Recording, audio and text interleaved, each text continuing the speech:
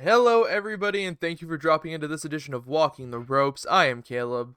And I'm Blake. We have an awesome show for you today. We'll be covering the news over the last few days, as well as last night's Raw, as well as discussing our favorites and least favorite bits from the show, and your Twitter polls.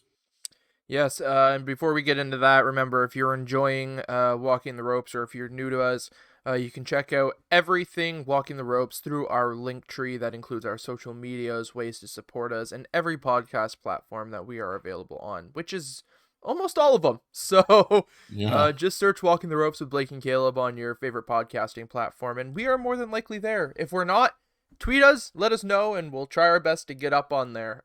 Yeah. But I honestly don't think there's much that we aren't up on. So From what I've been able to gather, we were on as many listening platforms as we can be on.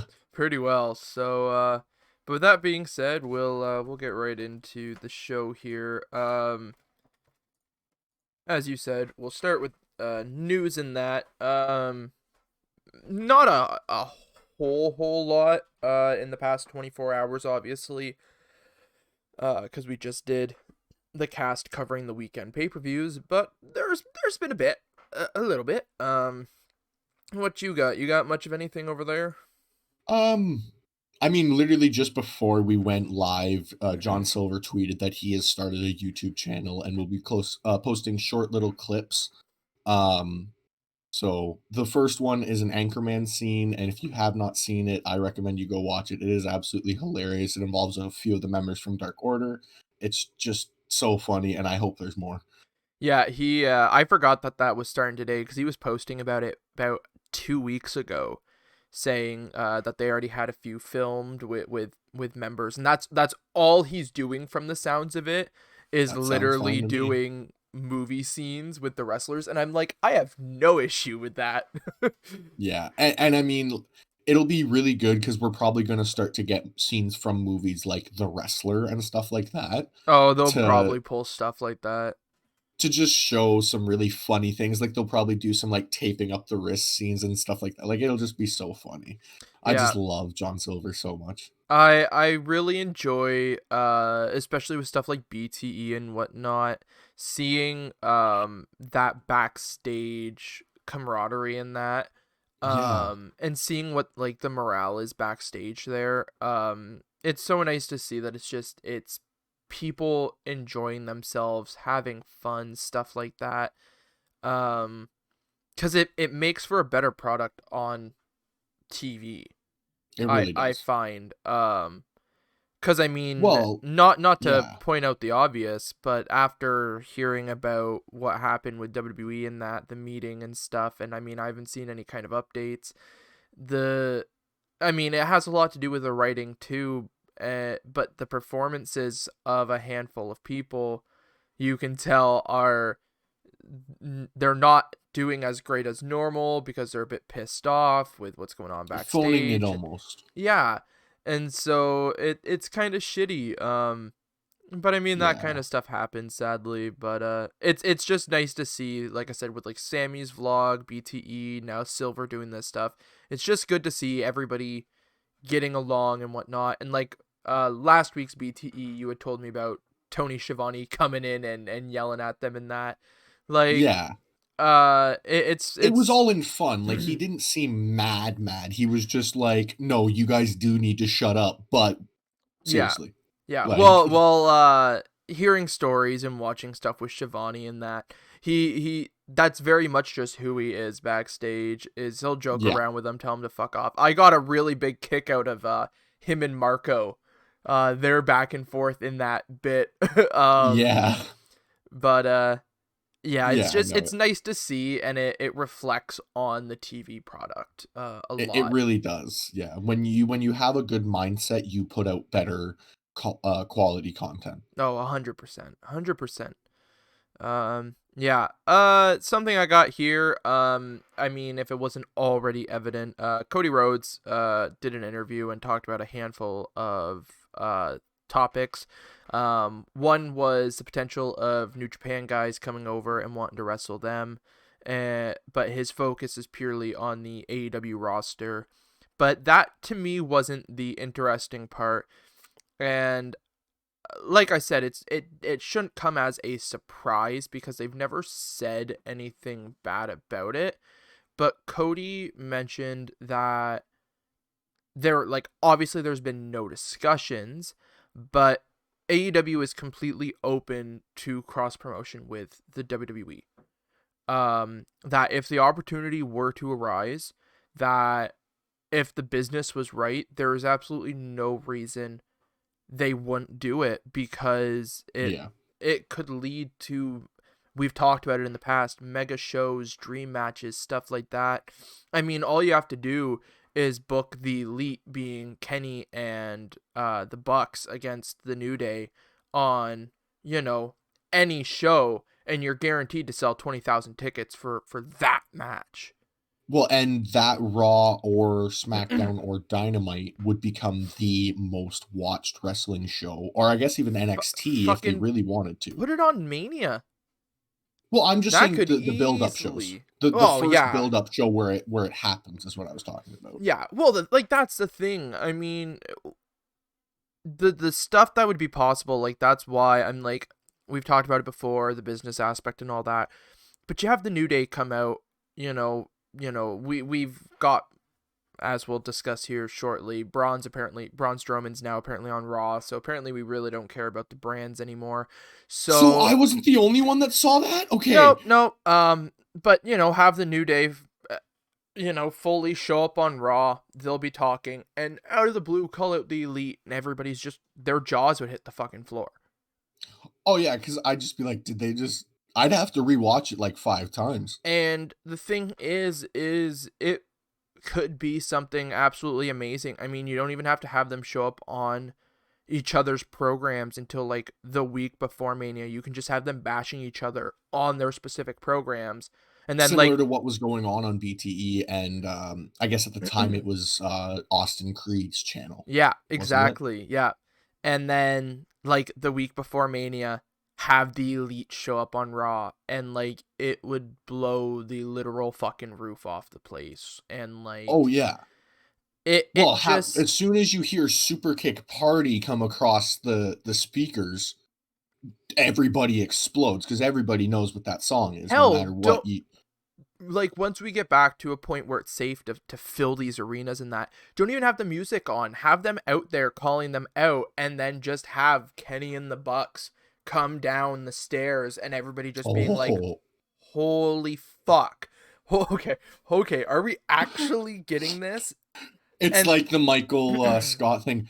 Oh my god, everybody remain calm. It's happening. It's happening. Remain calm. And then, I mean, on Dynamite, like, if you have the Elite pull that on Dynamite, why not have the New Day, specifically, like you said, with the music, just to get back and be like, yes it is. Yeah, be like, we don't have to come through the crowd and ambush. We're big enough that, all we have to do is make one call, and we're Big here on your stage. All you hear is Big E over the speakers, right? Because that's how New Day used to be, right? Dynamite. Yeah, like, but like, it's just, there's no reason why it shouldn't be considered. I mean, WWE has done cross promotion back in the day. They've done mega shows with All Japan Pro Wrestling and New Japan Pro Wrestling. They used to do shit with independents. I literally found out this morning, Scott D'Amore tweeted talking about, he was like, everybody's talking about Impact, New Japan, and AEW crossover and NWA and all that. But like, the Forbidden Door has been open for a long time. And he pointed out, I want to say it was late 90s, Border City Wrestling, BCW, down in Windsor, had The Rock, D'Lo Brown, and Mark Henry on the show. Yeah. That was Border City Wrestling in Windsor. Windsor. That's the event that I was at for the Impact crossover with Ray and Pete Dunne and all that. Yeah, I know. But I found it interesting because I'm like, I had no clue that ever Oh yeah. happened. When I looked up the shows, like, because I was trying to figure out what BCW was, I went on and yeah, that they were alum on their show, and I was like, Hmm, excuse me? And I interesting. never looked into it. Yeah, I've known about BCW since about 09, 2010, from when I saw Impact in Windsor, and they were promoting it outside, and I had no clue what it was. And when I got home that night, on 2009, 2010 Google, which, you'd search something and you'd get 15 results and not the 32 million you get nowadays. Yeah. Um, I've known about it, and then, I mean, we were actually gonna go. Impact Wrestling was supposed to do, um, what's the cage match show called? I'm having a blank here. Lockdown? Yeah, lockdown. Is that Lethal right? lockdown. Lethal Lockdown or something like that. Yeah. Anyways, we were gonna go to that show, for Christ's sakes. And that was gonna be co-produced by Impact and Border City Wrestling. Yeah. Um, Well, I think Border City Wrestling is probably the biggest promotion not televised in this area. Like, not regularly televised. yeah, I don't even know if they are. Well, because like I said, when we were there, when Impact promoted it, it was televised, right? So Well, they yeah, obviously one are promoted match. sometimes. Actually, I think it was more than just one match, but we went live on that match, Yeah, but there was a but the bunch of thing other is, ones recorded for it. it's not BCW going live. It was Impact going live, where like Smash Right. Wrestling is Smash Wrestling going Yeah, but live. what I was meaning was the rest of the card eventually was on an Impact show. It Okay. was just later on. But yeah, like it's like they've got big names that go there and whatnot. Aside from even that show, like just seeing stuff through the years. But that one just caught me off guard. But I don't see why. Like, sure, they're competition, but think of if WWE and WCW would have been smart back in the 90s, instead of having this crazy Monday Night War and whatnot, which, I mean, was one of the greatest times in pro wrestling, don't get me wrong. What would have Created happened? probably the most money for them that they could have imagined. But what would have happened if we would have got a mega show, WWE and WCW? Like, think of the money that would have generated. We'd likely still have WCW, um, but we also wouldn't have WWE on the scale that we've had it on for the last several decades. I bet you we would. That growth, I think, as long as, you know, all things considering, um, WWE sticking around, I think that growth would have continued one way or another. Well, okay, in that if WWE doesn't buy WCW, do they end up buying ECW? Yeah. They still end up taking ECW? Unless that's another thing where they cross promote. Well, I mean, Vince. What? Well, you hear from different people. Paul Heyman will confirm and then deny, and Dreamer will say this, and Taz will say this. They were getting money from Vince. Vince was paying them to stay alive for a while to, build up some So people and whatnot. even under the table, they were WWE, but it Yeah. wasn't WWE. Yeah, and like I said, Okay. you'll have guys that will confirm it, you'll have guys that will deny it. Paul Well, Heyman's it's so done that way both they in can't. interviews.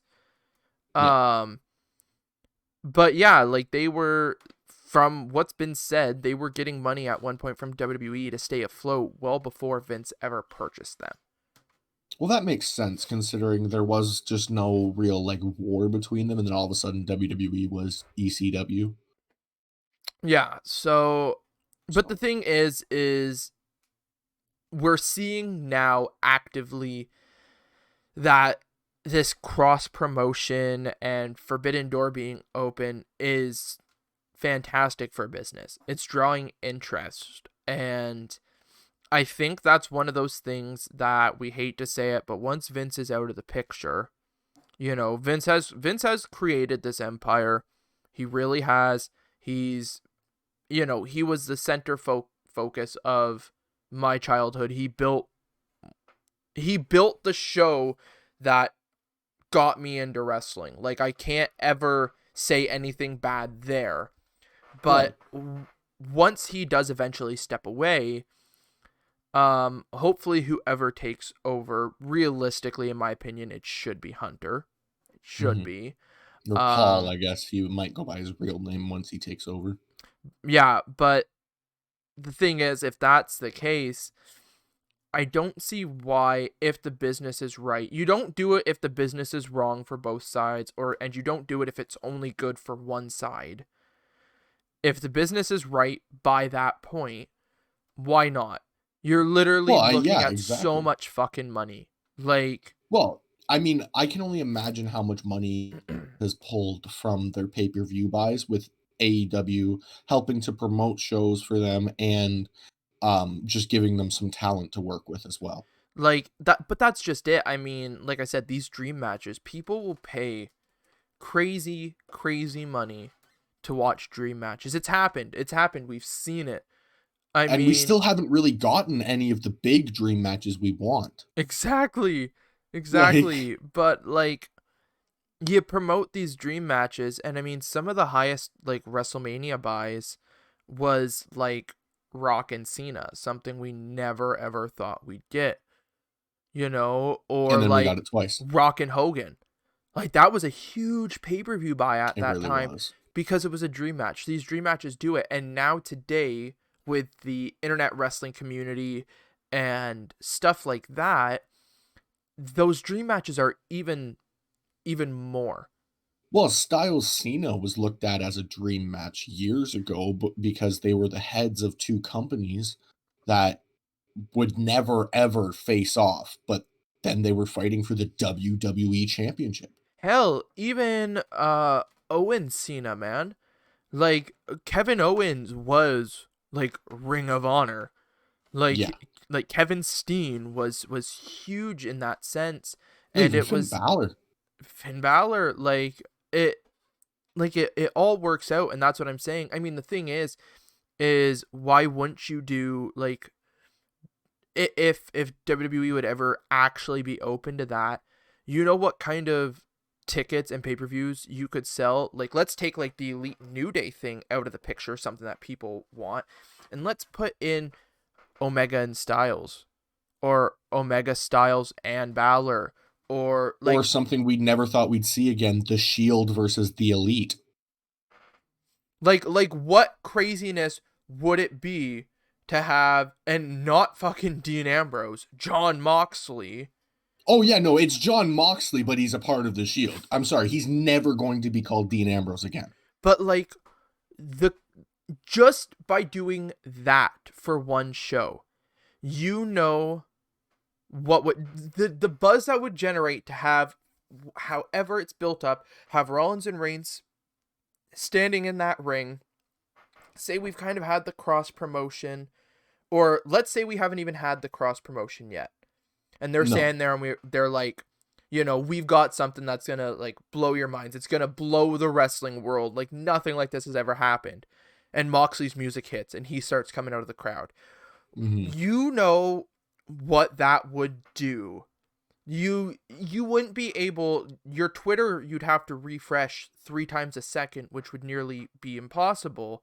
Yeah. Because everybody would go nuts at that moment. I'd lose my voice because I would probably be fucking yelling like no tomorrow, like, holy shit. Yeah, and it would be even honestly, the thing that I think would be even better to sell that is it's Rollins and Reigns standing in the ring, and the Elite comes around in circles a la Shield, and then Moxley's music hits. Well, the reason I took the Elite out of the question there was so that way there was no idea there was even a cross promotion yet. Yeah, but I like the idea of the cross promotion being a huge shock, of it being the EVPs coming over. Well, the thing is, it could even be the extent of, like, on Dynamite. I mean, AEW's taken shots in the past. Have them take a really direct shot. Have the literally Elite say take, Raw, or like, yeah, and like call out Reigns and Rollins. And, nobody would think twice about it necessarily for AEW. It would be bigger than the normal shots because it'd be like, they reference, like, that's kind of nuts. Well, Maybe we've they're had the seeing, Cena guys, like, yeah, but like seeing how far they so can push their boundaries. And then on Raw, have Rollins and Reigns come out and be like, so some punks from, let's pull from like the Hall of Fame, Hunter. Some punks from that little pissant company seem to want to be calling us out. Well, we hear you, Young Bucks and Kenny Omega, and everybody would just go, wait, what? sorry, did you just acknowledge Did another you? company? Yeah, did you just say that? And then everybody just kind of sits there, and that's when you do the, well, we've got a surprise back for you, John Moxley pop. Like, Yeah. and then you build it from there. Like, Yeah, for sure. WWE would be selling out Raws. Hell, if you start doing it on SmackDowns too, they'd be selling out SmackDowns. AEW Well, would be Fox would selling want a out piece of that pie, Dynamites. you know it. Like, it all makes sense. And we would see regular Dynamites at over 1 million. Oh my God, without a doubt. Without a doubt, it'd be the highest draws possible because it's nuts to And think that something like this could happen. it's unfortunate, but to think about it, as soon as Dynamite starts running 2 million or even 1 million, that's when Vince will get cold feet and he'll start to compete against them again. Which the thing is, by that point, well, the thing is it will never happen under Vince. Well, right, but you know what I mean. Like WWE or whatever would probably get cold feet and be like, "No, we can only be the top promotion here." Well, by that point, sure, cut off the cross promotion at that point and whatever. But for even a temporary bit, the on the business side of it, it makes I sense. don't see why they don't, because it literally prints money. I could tell you right now, they could put the pay-per-view up for fucking $120 and they would have my $120. Like, that's not really nuts. Pay-per-views run fucking $60 to $90 here in Canada most of the time. Yeah. But like, I would pay it because it would be, like I said, dream matches, something that I never thought would happen. And The only thing that would make it better is if WWE just brought back all of their good-looking belts.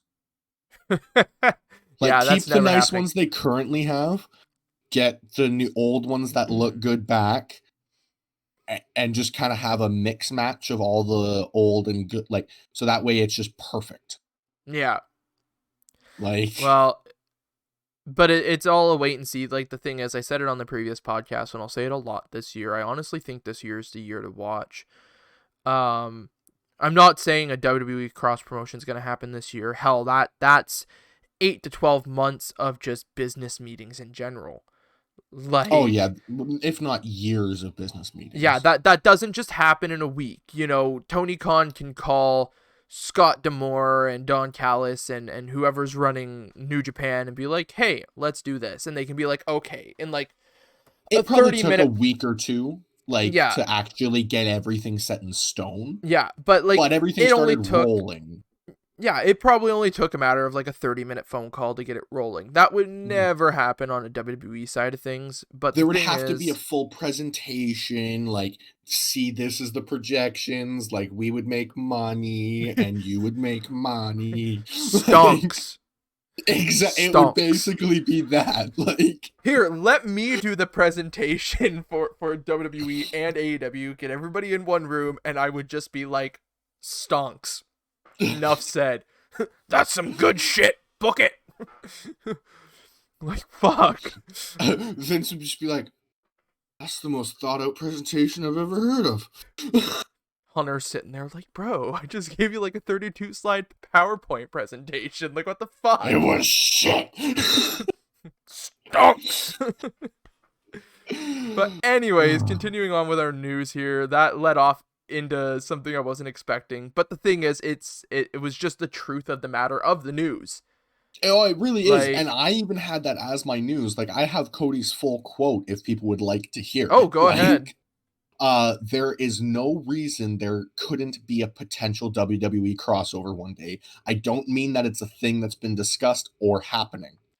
Yeah. But he's literally saying, I'm open to it. but it's not like we're doing it. Tony Khan's even said it in the past. I don't know why they wouldn't do it. Like, working with New Japan has been a no-brainer. Working against WWE has been what the fans assume is going on. They've never really taken shots at WWE. They've taken shots at the people in WWE who they felt undermined them, which is fair. Yeah, like there's been shots directed. I mean, even go back to the second Dynamite of people doing the "We the People" towards Hager, and Jericho being like it was a stupid idea from bad creative.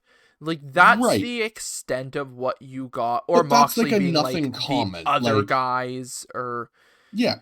But those are really nothing comments that are said in passing, really don't mean anything, wouldn't hold up in court, basically. well, it's similar to what one that I can specifically point out, Ken Anderson, Mr. Anderson, back in about 2010, I want to say somewhere between 2010 and 2012, if I'm thinking right. Um That sounds Around about the right. time when he debuted in Impact Wrestling, TNA. Yeah. And he came out and he was chewing gum in that, and he goes, I used to be told that, chewing gum, on the way to the ring and blah, blah, blah. And like it was direct shots at Vincent Hunter. But Yeah. but the thing is, like you said, it'd be nothing that would hold up anywhere. Yeah, it's like, well, you didn't specify by name who you're talking about. You're not being like, "Oh, well, this is the reason I lost my job," or something. Like, you're just saying, "This is something that happened to me." Hell, even if you want to call it a shot to an extent, if you remember Cena and Vince around that same time, I don't remember what the whole storyline bit was, but Cena made the comment of like, if you don't like it, I can go to somebody else's company, brother. And that was when Yeah. Hogan, like literally a matter of a few weeks before, had joined TNA.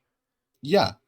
And that's just it. Like, you can take these little shots, but it's a matter of these little shots exist. Like, the one big one probably everybody's thinking of is Cody destroying the throne. Yeah. That was one of the coolest moments in AEW. Oh, without a doubt. Without a doubt. Like, and I don't care who you are, that needed to happen. That was a statement that said, I am my own king. This is my kingdom. I'm breaking your throne. Yep. Like, And I mean, take it how you will. The thing is, I really don't care if they take shots. I know people bitch about it. I don't care if they take shots, because the thing is it's the wrestling industry. yeah. Stuff like this happened back in territory days. I was thinking of even like not in territory days, but WCW trying to ruin the main event. Like, yeah, you really want Backfired. you really want to bitch about these shots that are being taken from AEW and that in the past. Like, yeah, let's go back to the 90s where WCW would literally spoil the Raw results because Raw was taped. Yeah. Like, people are really complaining about the shots that AEW's taken. Like, no, some of these guys, they're allowed to. Easy as They're that. tongue in cheek. Like, Like, it's I wouldn't let, somebody like it wouldn't make sense, but like, let's say Santana and Ortiz, for them to take a shot doesn't really work nor make sense. it really doesn't. But You put a Kenny or the Jericho, Bucks, Kenny and the Bucks, I mean, they had dealings in the past, stuff like that. The Bucks have been on WWE Holy shit. TV. There you go. You Had a finally got it out there. stroke. But like, stuff like that works, but I don't know. Yeah, you want to complain about the shots? Let's go back to WCW days. Really, nobody was bitching back then. Well, if they did, there wasn't the internet to use. So I was gonna say there was some people probably complaining, but the ones that weren't were the ones that went and watched Mick Foley win the championship. Exactly. So well, that sounds like a really good match. Oh jeez. What else you got for news here? Okay, so kind of going along the WWE and Vince not really getting the way the world's going right now. Oh no. Dave Meltzer says WWE is issuing violations to talent for any social media that name a third party business, person, brand, or charity. Fucking excuse me? Yeah, charity. Those I was fucks. pissed when I heard that. It's kind of a long quote, but it's really worth it because it Go kind of ahead. just. So the example I was given, this is right from Dave Meltzer, by the way. Okay. The example I was given, somebody has suggested to me tonight that if they took a photo and they're eating an Oreo cookie, that in fact they could probably get away with eating the Oreo cookie, no problem, no fines, no suspensions, anything like that. Certainly not fired. But if they mention Oreo, they've gone through that fine line. I don't know if it's mentioned or hashtag. It might just be hashtag. But anyway, that's the new social media policy. So this is Twitter and Instagram stuff, essentially, where you can be doing anything that is promoting any other brand, even if you're not getting any money and it's not a commercial for them or anything. You cannot do anything like that. That is forbidden now. I guess the deal is that since they've explained they own your likeness, they believe they own your social media accounts too. But they're going to be lenient. This is actually them being lenient. They could actually crack down worse because they own them. But this is the stuff you can no longer do. This is fining offenses. Hashtagging and promoting third-party things, even if you're not being paid for them. Okay. Yeah, we just stuck on the cross promotion thing for like 20 minutes. So I don't want to sit here and stick on this for 20 Right. minutes. Right. But that is the biggest bunch of bullshit I think I've ever listened to. Right. Um I have a lot of issue with that. My biggest is Um the fact that they can't support charities, but anyway. that I think is number 1 on my list. I don't agree with like any of it, but No, for if sure. I've got to sit here and agree with any of it, like if you know, gun was pointed to my head and they were like, pick one point you agree with. Brands and other stuff, even if they're not being paid a promotion, in general, be careful. Yeah. Be careful whether you're contracted or not a lot of the time Yeah. to certain companies. But gun to my head, charity's bad? No. Yeah, no fucking way. I'd be getting shot before I ever said promoting a charity, is Like, bad. unless it's like a bad charity, like one that has been defamed as like publicly, but even still, you can support who you fucking want. I just I have such a hard time hearing that. And I I mean, know. a lot of it stems down when you were reading it. The first thing that popped into my mind, and we've talked about it in the past. I mean, for anybody listening, whether you're watching live or listening afterwards and whatnot, we've talked about it. I mean, the dream one day would be to be a professional wrestler. I mean, circumstances, Yeah. especially right now, prohibiting it. I'm hoping once everything clears up in that and I can get my life kind of back together after the year we've had. My goal is to start training to become a Yeah. professional wrestler. That is my dream, and I'm going to pursue it. And mine as well. You get one chance in life. Why the fuck not? If it kills me, I'd rather die knowing that I did something I want to do. Um, Absolutely. but hearing something like that, the thing is I've been asked by a lot of people. We've talked about it in the past. You know, if you became a professional wrestler and you got an offer from WWE, would you turn it down? 90% of the time, I would tell you no. Because, as much as right now looking at it, it's like I'd rather work for somebody like an AEW because of their Yeah. passion and the product and stuff like that. But if WWE offered me a contract, let's say, like nobody else did, WWE did, it'd be hard for me to turn it down due to the fact of, as a kid, the dream was WWE. Mm-hmm. For so many years, the dream was to wrestle for the WWE. That Like a mania lot of guys, moment. Like, nowadays, mania moment. Oh my god, the thought right now of even walking out in front of 80,000 people and those people knowing who I am and either cheering or booing for me, dependent on whatever I'm playing at the time.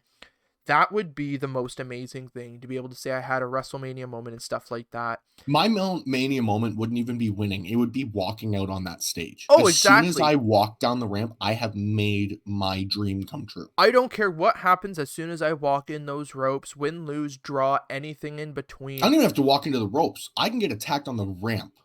and be I happy just with it. want to be walking into Mania on the ramp Oh, I with agree. my music playing. I agree. 100%. And so, like, there's so many things that make me sit and go, like, I would never turn down an opportunity, because that's what I want. But then you hear not even just this news, but so much stuff in the past, and you hear from people who sit around, and you hear some of the backstage horror stories, and it makes you go, like, damn, Yeah. like, do I really want to be here? Yeah, it's one of those ones where you're like, wow, my childhood dream doesn't sound. It's like, don't meet your childhood hero. Like, Yeah. don't work your childhood job, I guess. Which really sucks, because the thing is, obviously, there's a lot of business and politics behind the scenes. I've known that For for sure. years.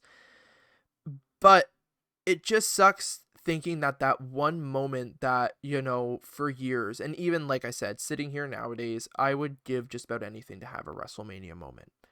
And to think that one dream, you've got a million hurdles before that one dream's even a possibility. Yeah. And then hearing something like that, it just makes you go, do I really want to? If this is how petty and ridiculous they're being, do I really want to sign that contract? Unless I'm getting Brock Lesnar money, like, do I really want to? Yeah, I mean, to say you could get fired or fined for hashtagging Oreo or even saying, "Oh, I'm eating some Oreo cookies." Yo, have any of you tried these new, insert Oreo cookie flavor here? Double stuff Oreo, triple chocolate, whatever. Yeah, I'm making something up to yeah, just say yeah. it, Why would like you ever eat normal Oreos when they have these, just being a fan of Oreos and then being like, okay, wishing you the best in your future endeavors. Like, for what? Because I fucking jobs, like yeah. Oreos? Like my job that I currently work at, once I've worked there for over, I think, either a year or a half a year, they have to give me 3 reasons for why I'm fired. Okay. Why would that be any different in a company where you've signed a contract? Because they're independent contractors, Blake. That pisses me off too, and we're gonna have to rant about. There is going to be an episode probably where everything is just our nuclear heat color, More than likely, uh, yeah. All and we're just green gonna and rant. shit. Well, we've got a handful of ideas for non-review related podcasts, which will come at some point. It's just to get around to them. But These news segments kind of let us get a little bit of ranting off of our chest, but yes. Um, but but yeah. other than that, I'm good for news. If you want to move on to the results now, I've got if you have more, go three ahead. Though. more things. Two of them are very closely related. For sure. So that rapper Bow Wow Right. is apparently training with Rikishi. He has stated that he is training with the Quiche. So I don't Okay. know the truth behind it, obviously. I mean, I love Rikishi, so And I mean, Rikishi was a good professional wrestler. well, and he's a great mind to learn from Oh my too. god, So without a doubt. there's so many people I'd love to learn from, and like me being a big guy, Rikishi would be one of them. Yeah, Rikishi would be awesome. And not I'd to love to pick Big Show's brain too. stray too far off topic, but I've begun on the network rewatching, I think it was called Breaking Grounds. It was from a few years ago. They covered NXT at the time. There was like 9 episodes or Yeah, whatever. Because I literally spent like 2 hours yesterday on YouTube watching clips from like the last season of Tough Enough and Breaking Grounds and stuff like that. I would kill to be to be able to pick the minds of somebody like William Regal. William Regal has literally done every kind of gimmick. He's done so much in that business. I would kill to pick the brain of somebody like William Regal. Billy Gunn, because he was a coach on Tough Enough. Watching him, rip apart some of the contestants for doing stuff wrong. And something that really got to me from it really quick here was he goes, "We've been at this for like 4 weeks now, and not a single one of you have pulled me aside to ask me questions." And I'm like, are you fucking kidding me? I'd be there day one and be like, tell me everything you know. Would you get in the ring with me and fucking train me? My first question would be like, okay, so I know how to lock up, but can you show me how to lock up as like solid as he does? And like, because there's ways people lock up. Billy Gunn's one of those ones where when he locks up, he like throws himself into the lockup. It's Like, solid. It's heavy. We talked about it on the last one. Professional wrestling, it's done in the safest manner possible, but you need to make it look like a fight.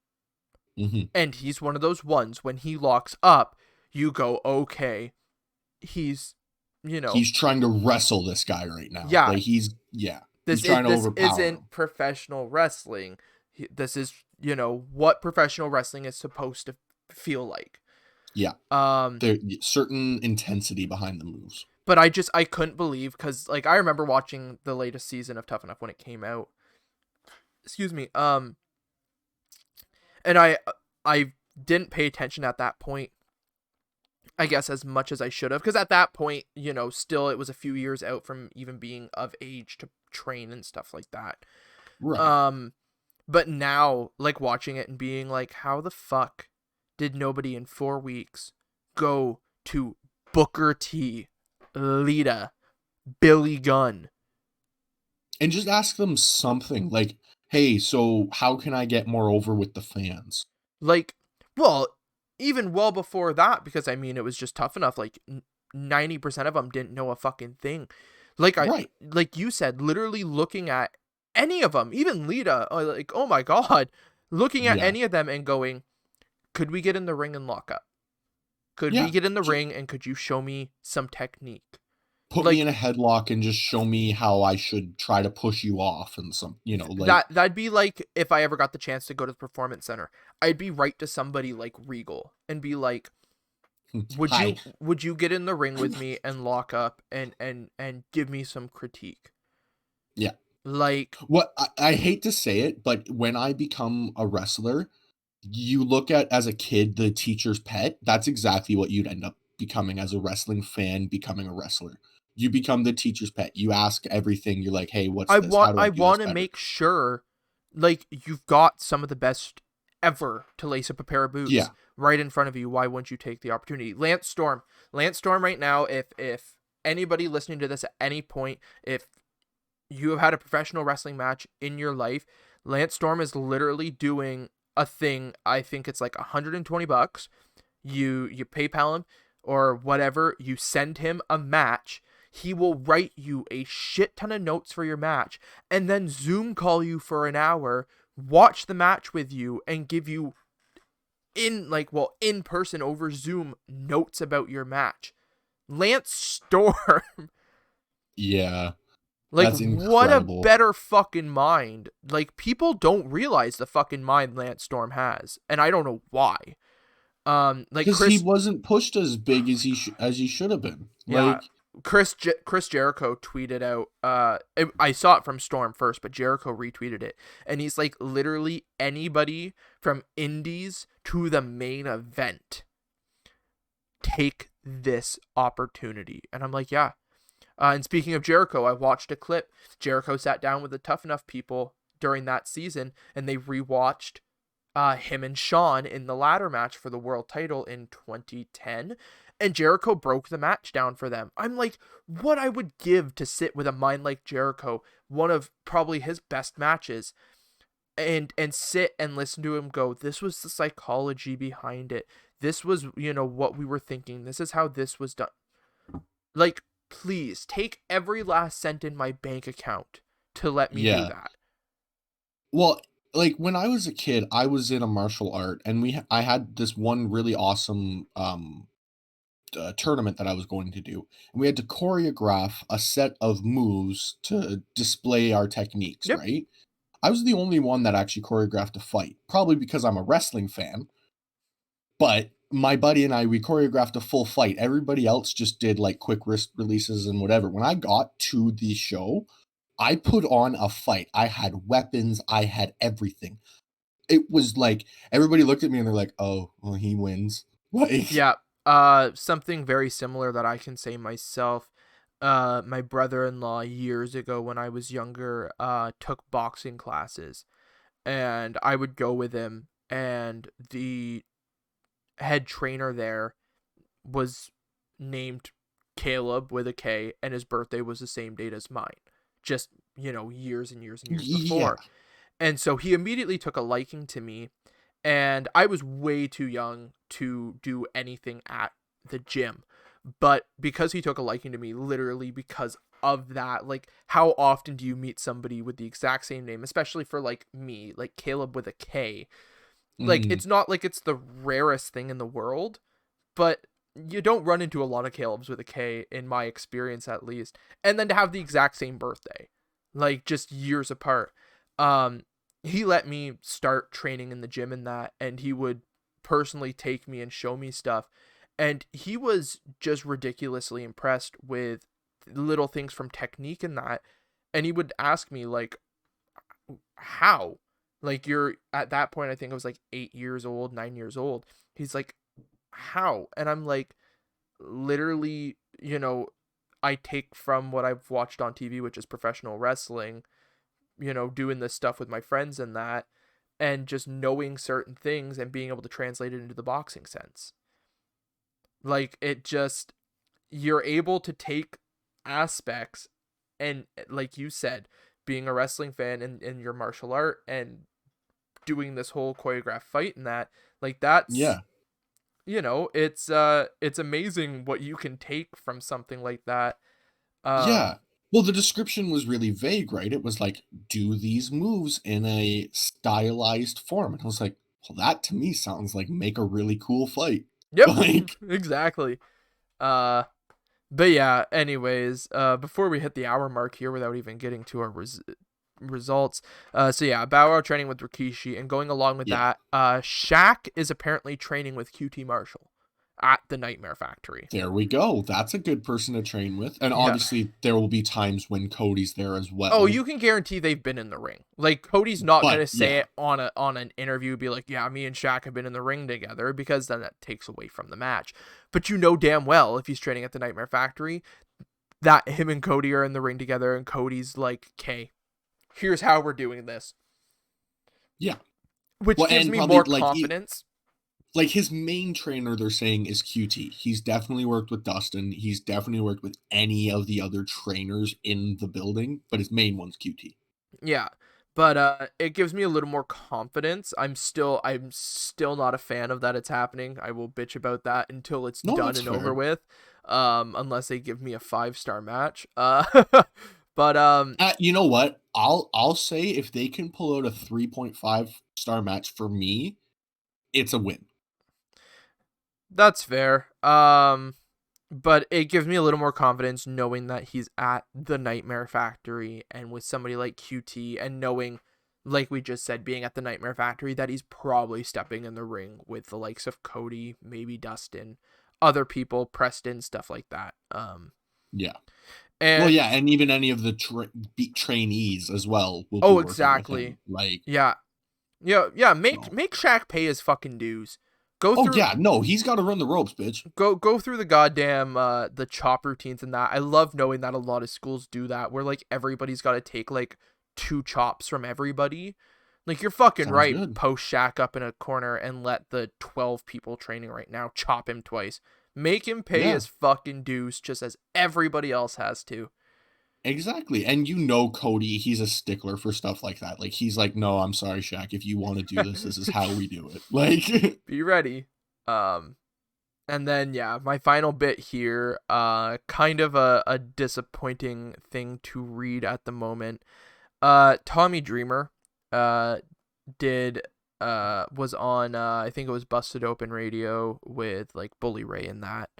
Okay. And revealed he will be stepping away from on camera stuff. Oh. Um that there was a you have to listen to the interview. But there was like it sounded like he wasn't sure how much more his body was going to hold up with it from the sounds of it. Don't take me on that. Like I said, listen, I read some quotes and listened to some bits from it. But he did announce that he will be stepping away from on camera for a while. So that was That's a really shame. disappointed to hear, especially after his showing from No No Surrender. surrender. Took me a minute there. I'm like, Hard to Kill? No Surrender. Um but hopefully when he does come back, he's had some time to rest. I mean, 50 years old, the shit he's put his body through. He deserves some time to rest. And hopefully he's not done in the ring unless he wants to be, which then by all means, what a career. And what a Um last match to go out on. oh, exactly. But if he's not done, I look forward to many more Tommy Dreamer matches. I Always been wouldn't a fan of mind one Tommy. more hardcore match of his. Exactly. Like that's what I was saying on yesterday's cast, talking about No Surrender. If him and Rich would have gone really nice, 20-minute hardcore match, even with Rich picking up the win, um, it'd be easier if Tommy were to be like, I'm done. Um, Yeah, because I'd be like, well, you went out exactly how you should have. but Dreamer's been so synonymous with stuff like that. I mean, if he doesn't think his body can hold up for it, then by all means, I understand. But You know he wants to go like Funk, but he just it's impossible to be like Funk. well, I mean, Funk's even showing that it's impossible to be like Terry Funk, for Christ's sakes. Exactly. Like nobody can go forever. Father Time catches up with everybody. Everybody, no matter how much you want it to. I mean, you point out somebody like The Undertaker. I mean, that love for the business. It's like us, if I got trained and I was given an opportunity, you'd be sure I'd be trying to be a pro wrestler until I was in my grave. Oh yeah, and as soon as like people start telling me, "Well, you can't be doing this," I'm like, "You don't understand. This has Like, been my life since I was a kid." yeah, Like, I've had dreams, but the one thing I've never steered away from, never given up on, is wanting to be a pro wrestler. You can ask my parents. Like, I've gone through phases of wanting to be this, wanting to be that, do this, do that. But ever since I found pro wrestling, there's never been another thing that I've wanted to do more. no, and that's just it. Like, I we how we met, I wanted to be a video game designer. My Same. deep down desire was to be a wrestling fan. Yeah. Well, you Like, you you take that. What is a realistic? And it's funny to say like making video games is a realistic goal, but I mean we were literally in college for it and that.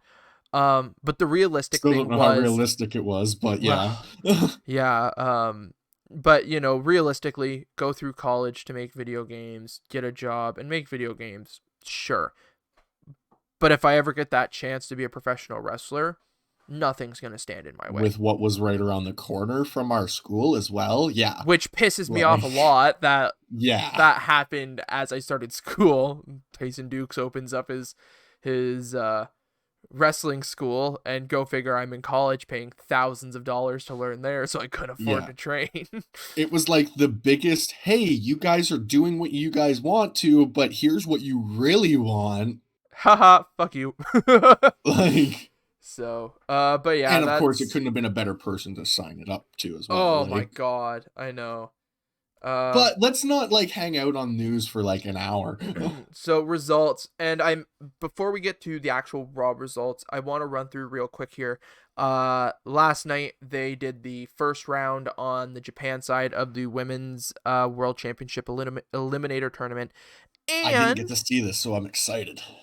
fun fact, apparently, according to Dave Meltzer from Wrestling Observer Radio, he noted that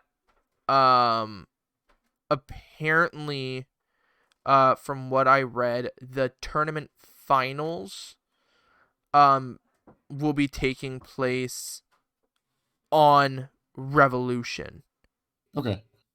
Um, the weird thing is the way it's stated on here is the finals would be the American side against the Japanese side, but yet we've been told multiple times that Shida's defending the title, so I don't know what they're gonna consider the finals, because the thing is, Kenny versus Moxley was not the finals of the tournament. The finals No. of that tournament was Kenny and Hangman, Yeah. and it's being reported that the finals will be at Revolution now. So So that would be Japanese versus American side. That's exactly what I'm figuring. It all seems really weird, and I think it's just going to be a wait and see. Maybe I'm getting it misunderstood. But I just found that as I was looking for the bracket results, because I didn't get a chance to watch it last night. I will be watching it after the podcast, because apparently it was really good. Kenny said he hasn't been able to sit and watch. Probably a wrestling show that he's been involved with, I'm sure. For a long time. For a long time. And he watched it. Because I imagine he goes back and watches AEW and Impact and all that, but I highly doubt he's watching it. He's just like, okay, did this go well? Yeah, exactly. But yeah, so the first round, once again, I should be able to pronounce some of these a little better after hearing them a few times, but there's still going to be some really bad ones here, so I apologize. We are Canadians. We are not Japanese people. We do not speak this language. It makes sense that we can't say the names. I try really hard, but some of the combinations of letters just don't work in my brain. And that's just it. English is hard enough as it is. Yeah, I can barely speak it some days. Yeah, I don't talk too good. But so first round, we had Yuka Sakazaki against Mei Saruga. Yuka Sakazaki won. I feel like the names we know will be moving on. For the most part, they did. I actually did watch a little bit of that match. Okay. And it was good. Are they piping audio in for fans and stuff? No, it's just in a small hall or something from the looks of it. In Japan, Excalibur's doing the commentary. He's the only one on commentary. Okay, so there's no Taz to ruin it. That's good. People were like, so they specifically told Taz he wasn't doing this, which probably sound like me trying to pronounce the name, so it's probably for the best. Yeah, and Hikaru Shida. Yeah, thanks, Taz. Love you, Taz. Love you, honestly. Another one that I'd pick the brain of at any given chance. Oh, yes, the human suplex machine, absolutely. And we've even said how much we love him on commentary, but for something this serious, maybe not. No, exactly. Veni and Emi Sakura. Emi obviously won that one. I think that was a no-brainer there. We had Maki Ito. That's Sakura, right? Sakura, yeah. Yeah. So she's probably going to go to the finals. I think she's going to be the Japanese side winner. I wouldn't doubt it. Or Yuka, because Yuka was getting really, really over right before the pandemic. Literally the last time she was on Dynamite was her and Britt Baker, and she beat Britt Baker. Yeah. But yeah, Maki Ito against Ryo Mizunami. People were really, really upset with the outcome of this. Well, I shouldn't say it that way.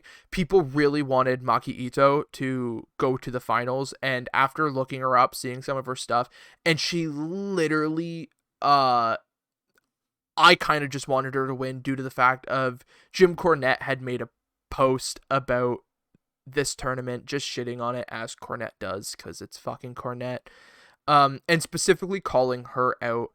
And just being an asshole, and she fucking came back at him. Good. Just totally, like, it was hilarious. I'm like, I absolutely love this woman at this point. But Ryo Mizunami won it. But we've been told that most, if not all of the names on the Japanese side, it will not be the last time we see them. Good. Which, I mean, I think Veni and Maki Ito, from what I've seen, including Mei Suraga and on the final bracket, which we'll get here in a second, I think they all deserve another shot. Especially once fans are there, and that, like, they're all very, very good wrestlers. I don't care. The Joshi female wrestling is phenomenal if you're a wrestling fan. um They usually wrestle under Stardom, right? Stardom is the big Joshi promotion in Japan, yeah. And then the final match was Aja Kong against Rin Katakura. I think I'm Okay. saying that one wrong. But Aja Kong won. Oh, okay. I thought that she would be going out in the first round just because, not saying she's older, but she is older than probably Look, the majority of the people on the well, bracket. looking at the bracket there, yeah. I mean, I don't even know to tell you the Well, God's honest truth. 50. Aja Kong is yeah. 50. I was gonna How say old when she was is in Emi AEW, Sakura? she like when she was on TV there, she was hinted at being an older girl in the Japanese world. So, Emi Sakura is 44. I didn't even know that. oh, okay. Jeez. But yeah. So but I wouldn't be surprised if Yuka beats Emi, and then between Ryo Mizunami and Aja Kong, I'm not sure which route they'll go there. I could totally see Yuka Sakazaki winning though. Yeah. Well, going to the finals, I should say. It's hard to say on the American side because we've literally only had one match. Yeah, I think Sakura might, or however you say it. Yeah, Sakura. Yeah. Um, I When her chant, I say it the way she does her chant, Sakura, because she does. So that's how I know how to say yeah. it. But it'll be interesting, and I would assume that airs again next Monday on their YouTube. Yeah, I gotta go watch that when we're done here. So I definitely think it's worth it. But anyways, on to Raw, which, I mean, there was a fair bit, but I don't think it will take us too long unless we get No, bitching I think about some us sitting stuff. on news for a while was a good idea. Yeah, or else the show would have been like 40 minutes. Yeah, But we open the show and the Miz comes out. I was really confused because there was no John Morrison. he cleans that up really quick. Yeah, he does. He states that Morrison is off with a big time producer making a Bad Bunny diss track. So that'll be interesting. I It's hope we probably get just a this. cover up of he just couldn't travel this week or something, or with like Taya signing, maybe he was, at the performance center with her, getting her, acquainted or whatever, something in that sense. Something probably along those lines. But he welcomes Drew McIntyre out, and starts calling him Andrew or Andy, which Andy. got me chuckling. Um, and yeah, he was just being the Miz, asking, very obvious questions and then not letting Drew answer.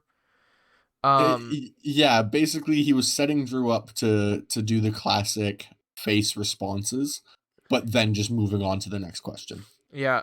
And I got to give Drew props here. The facial reactions in that really made the segment feel good. Yeah, he looked really Um annoyed through it. and then at one point Drew finally tells Miz to shut the hell up.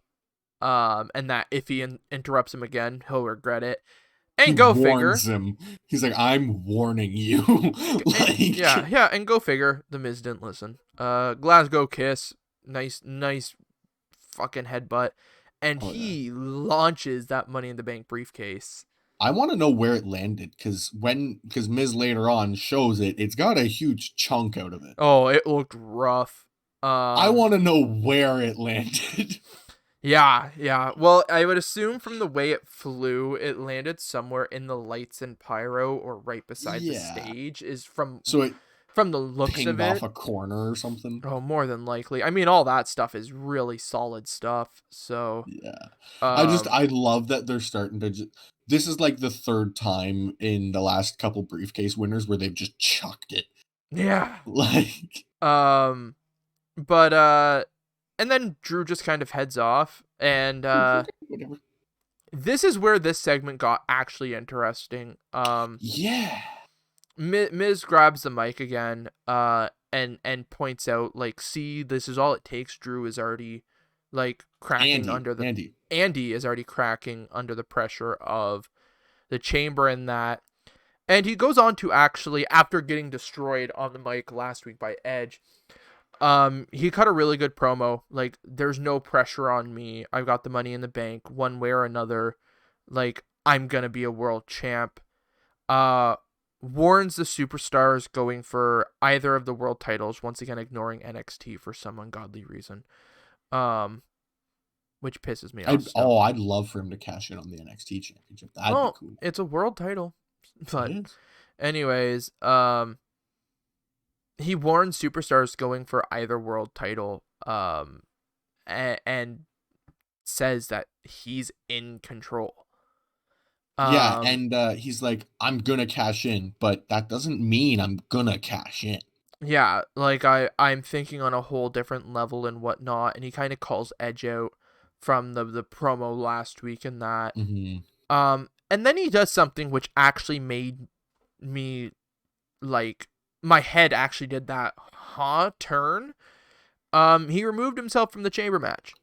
Yeah, and I thought you would actually really like that, because I remember you saying Money in the Bank guy being in the match is not a good idea, and I totally agree. So him doing this is actually genius. Oh yeah, like, the thing is like, me saying, like, I had that head turn wasn't a bad thing. I was just surprised that was the route that they went, and because, like I said, there's no reason he should have to put himself through that match and whatnot, because he's got a guaranteed one-on-one world title match anytime he wants it. Yeah, and he has a great plan too, because almost immediately, not quite, but he eventually goes to talk to Adam Pearce, but we'll get to that later. Yeah, shortly, not exactly. Too long. It's not right away, but it's not like I'm spoiling anything. Exactly. We see Adam Pearce every week. Multiple times, yeah. But we set up for the next match here, which is the Hurt Business MVP Shelton Benjamin and Cedric Alexander against Riddle and the Lucha House Party, Lince Dorado and Gran Metalik. Isn't Kalisto a part of Lucha House Party? No, I think Kalisto split from them back a while ago. Where's the third guy then? Was there another one? There was 4 at one point. Was there? Yeah. Metalik, Dorado, Kalisto. I'm pretty sure. Who else? I'm pretty sure there was 4, because I remember them showing like 4 masks. But maybe not. No, maybe it's only the 3. Okay. I honestly really thought it was there was 4 of them at one point. Interesting. I don't know where I got that. Well, when you said it for a second, I was like, maybe there is. But there was a little bit there going, like, I can only remember the 3. Like, I when I said that, I was like, I can kind of only remember the 3. Yeah, because they were a trio for a really, really long time there. But, I mean... Yeah, and I think when Kalisto became a heel on 205 is when he left them. Yeah. Yeah, so... Thinking about it now, yeah. But we have I chuckled. We have Riddle and the Lucha House Party in gorilla position. And Riddle, it was, President's Day, I guess. Presidents, yeah. And asking who their favorite presidents were, Abe Lincoln, the vampire hunter or whatever. Theodore Roosevelt with the mustache and that. And then he starts... I know he said to them that they were P.S. Hayes or Freebird guys. Yeah, they're definitely Freebird guys. And then who did he say for him, though? He was the only one that I missed. He said somebody, and I was like, for fuck's sake. I didn't see it either. Oh, man. But anyways, it was just hilarious. I got a good chuckle out of it. I would assume you are looking to see... I'm trying to see if I can't find it. Trying your absolute best to find the information. Yep. I take it. But yeah, I enjoy the way they're doing this kind of with him. At first, I wasn't sure, but it's given me a good chuckle when he does it. So I any don't think I'm gonna be able any to luck? No. find it. It doesn't seem like WWE's even posted the video. Okay. Well, I'm sure it'll be up somewhere. I mean, worst case scenario, go and find it on Hang on. YouTube I'm somewhere if checking you want to know. Sportskedia's results quickly. See if they just talked about it quickly. Okay. Um, Um. no, But they didn't. They just moved on right to the match. okay. But anyways, so yeah, like we will do. Sorry about that. Right on into the match. Lashley was watching from the gorilla position again. As well. But I mean, really solid match. Oh yeah, absolutely. Like it was just a really good all around, pretty much exactly what we thought the match was gonna do. Although the one thing I'm wondering, what's up with MVP's knee? That's what I was wondering. It almost seemed like it happened in the match. Well, but the thing to me is his knee has a brace on it, so it's one that he's had an injury to before. And when he went for the pin, his first pinfall he went for, he could not bend the knee. Like it was like when he walked to the ring, he hurt it. It was before he even did anything. Oh, because I noticed it when he got in the ring. It looked like he tweaked it, like when he first got tagged. So Yeah, maybe I just so wasn't paying attention before. yeah, because Cedric and Sheldon were double teaming on Metalik, and then immediately when MVP came in, my first notice was he's limping around on that knee, and it was the second time around that the commentators mentioned it. Okay, I so noticed I it on his missed it the first first tag in. time. Yeah, on his first Um, tag in, he kind of hobbled in, and he when he went for the pin, he always kept that knee extended, and I was like, yeah. there's something wrong with that knee.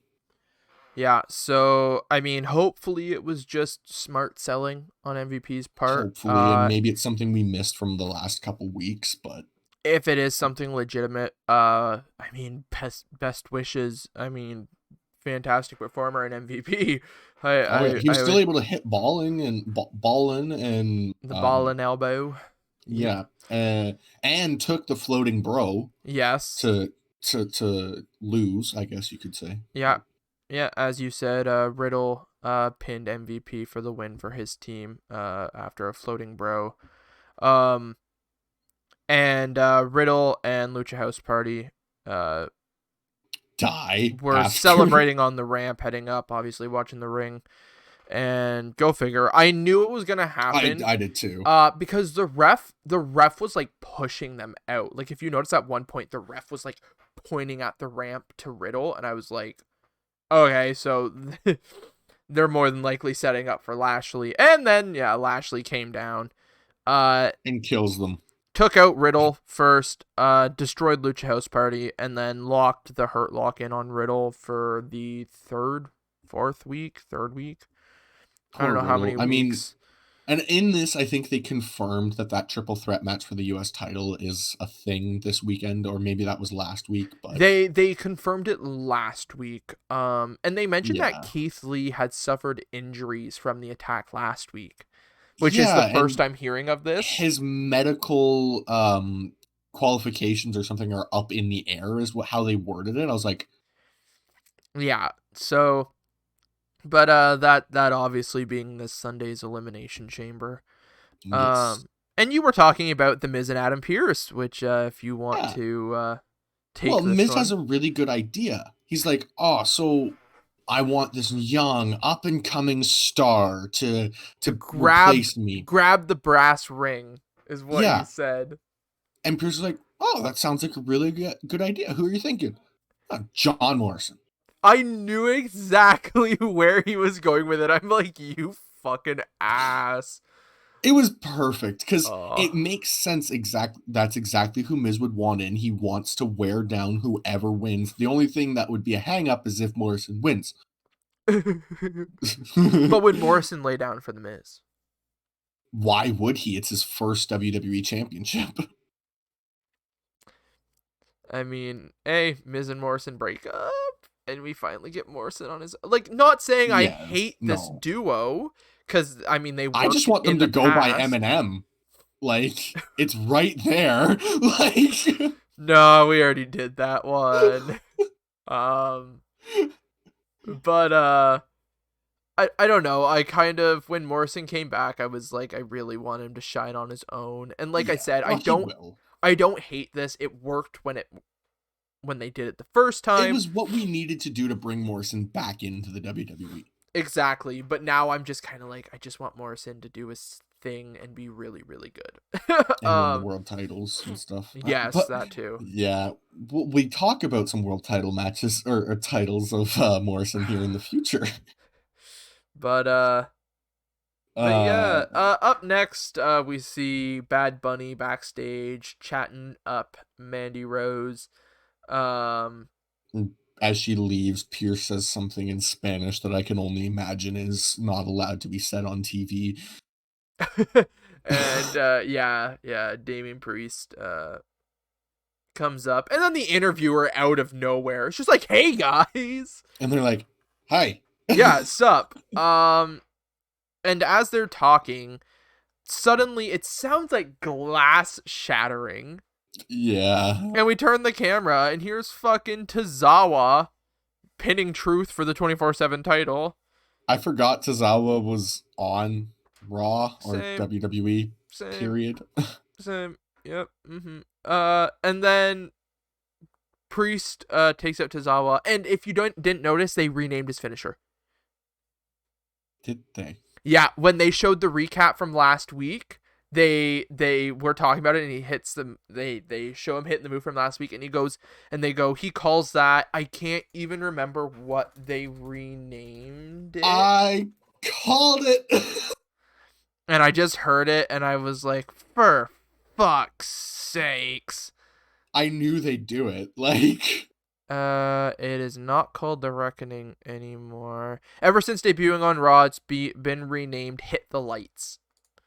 okay. But anyways, Damian Priest takes out Tozawa, tells Bad Bunny to pin him, and Bad Bunny is a 24/7 champion, which, the thing is, it makes sense because he's going to bring it to SNL this weekend, and that's going to be more promotion for WWE. This is exactly what Bad Bunny should be doing. Yep. It's a title that doesn't mean anything, and he's not doing anything to take away from anyone. And I got a chuckle out of Truth because he's like, Bunny, DP, take care of my baby. I'm like, for fuck's sakes, Truth. Oh, I love our Truth. Give him the world title. I think Truth is going to show up on SNL to take the title from Wouldn't that be Bunny. fucking great? That'd be great. Because, like, could you imagine Bunny's like, yeah, I won this and nobody's here to take it from me. And then it's the classic SNL thing. Truth's just behind him. Like, Yep. But yeah, I love Truth. Let him keep this gimmick and give him the world title. yeah, let him run this gimmick with the world title as soon as he gets. He's like, I'm putting the 24/7 title rule on this. Jeez. Could you imagine? Sadly I can. I can imagine. Too. Anyways, and then we get Pierce again. If you want to take this one. So Kofi's talking to Adam, and he's like, "Hey, so like I'm a former champion," and then Woods is like, "Yeah, and his championship reign's more recent than like everybody else in the Chamber match, except for I think Orton." Yes, Orton would be the only one because he just had won it from Drew back at like Hell in a Cell or some shit. So besides Orton, it's a very fair point. Oh yeah, Hardy hasn't held a world title in 10 years, 11. Unless we count Impact. Well, no, because when we see Strowman later, Pierce doesn't count Strowman's world title, and it's a WWE world title. And I finally get confirmation that they are not on the same level. Anyway, Miz. I think it's bullshit, but Miz comes in and says, oh well, Morrison's also a former world champion, and Kofi's like, no. And Miz just goes, yeah, former ECW heavyweight champion of the world. And I'm like, you motherfucker. I would have just died if Miz was like, "Don't you remember the other company?" That would have been great. That would have been like, everybody been like, wait, is the door open? The forbidden door.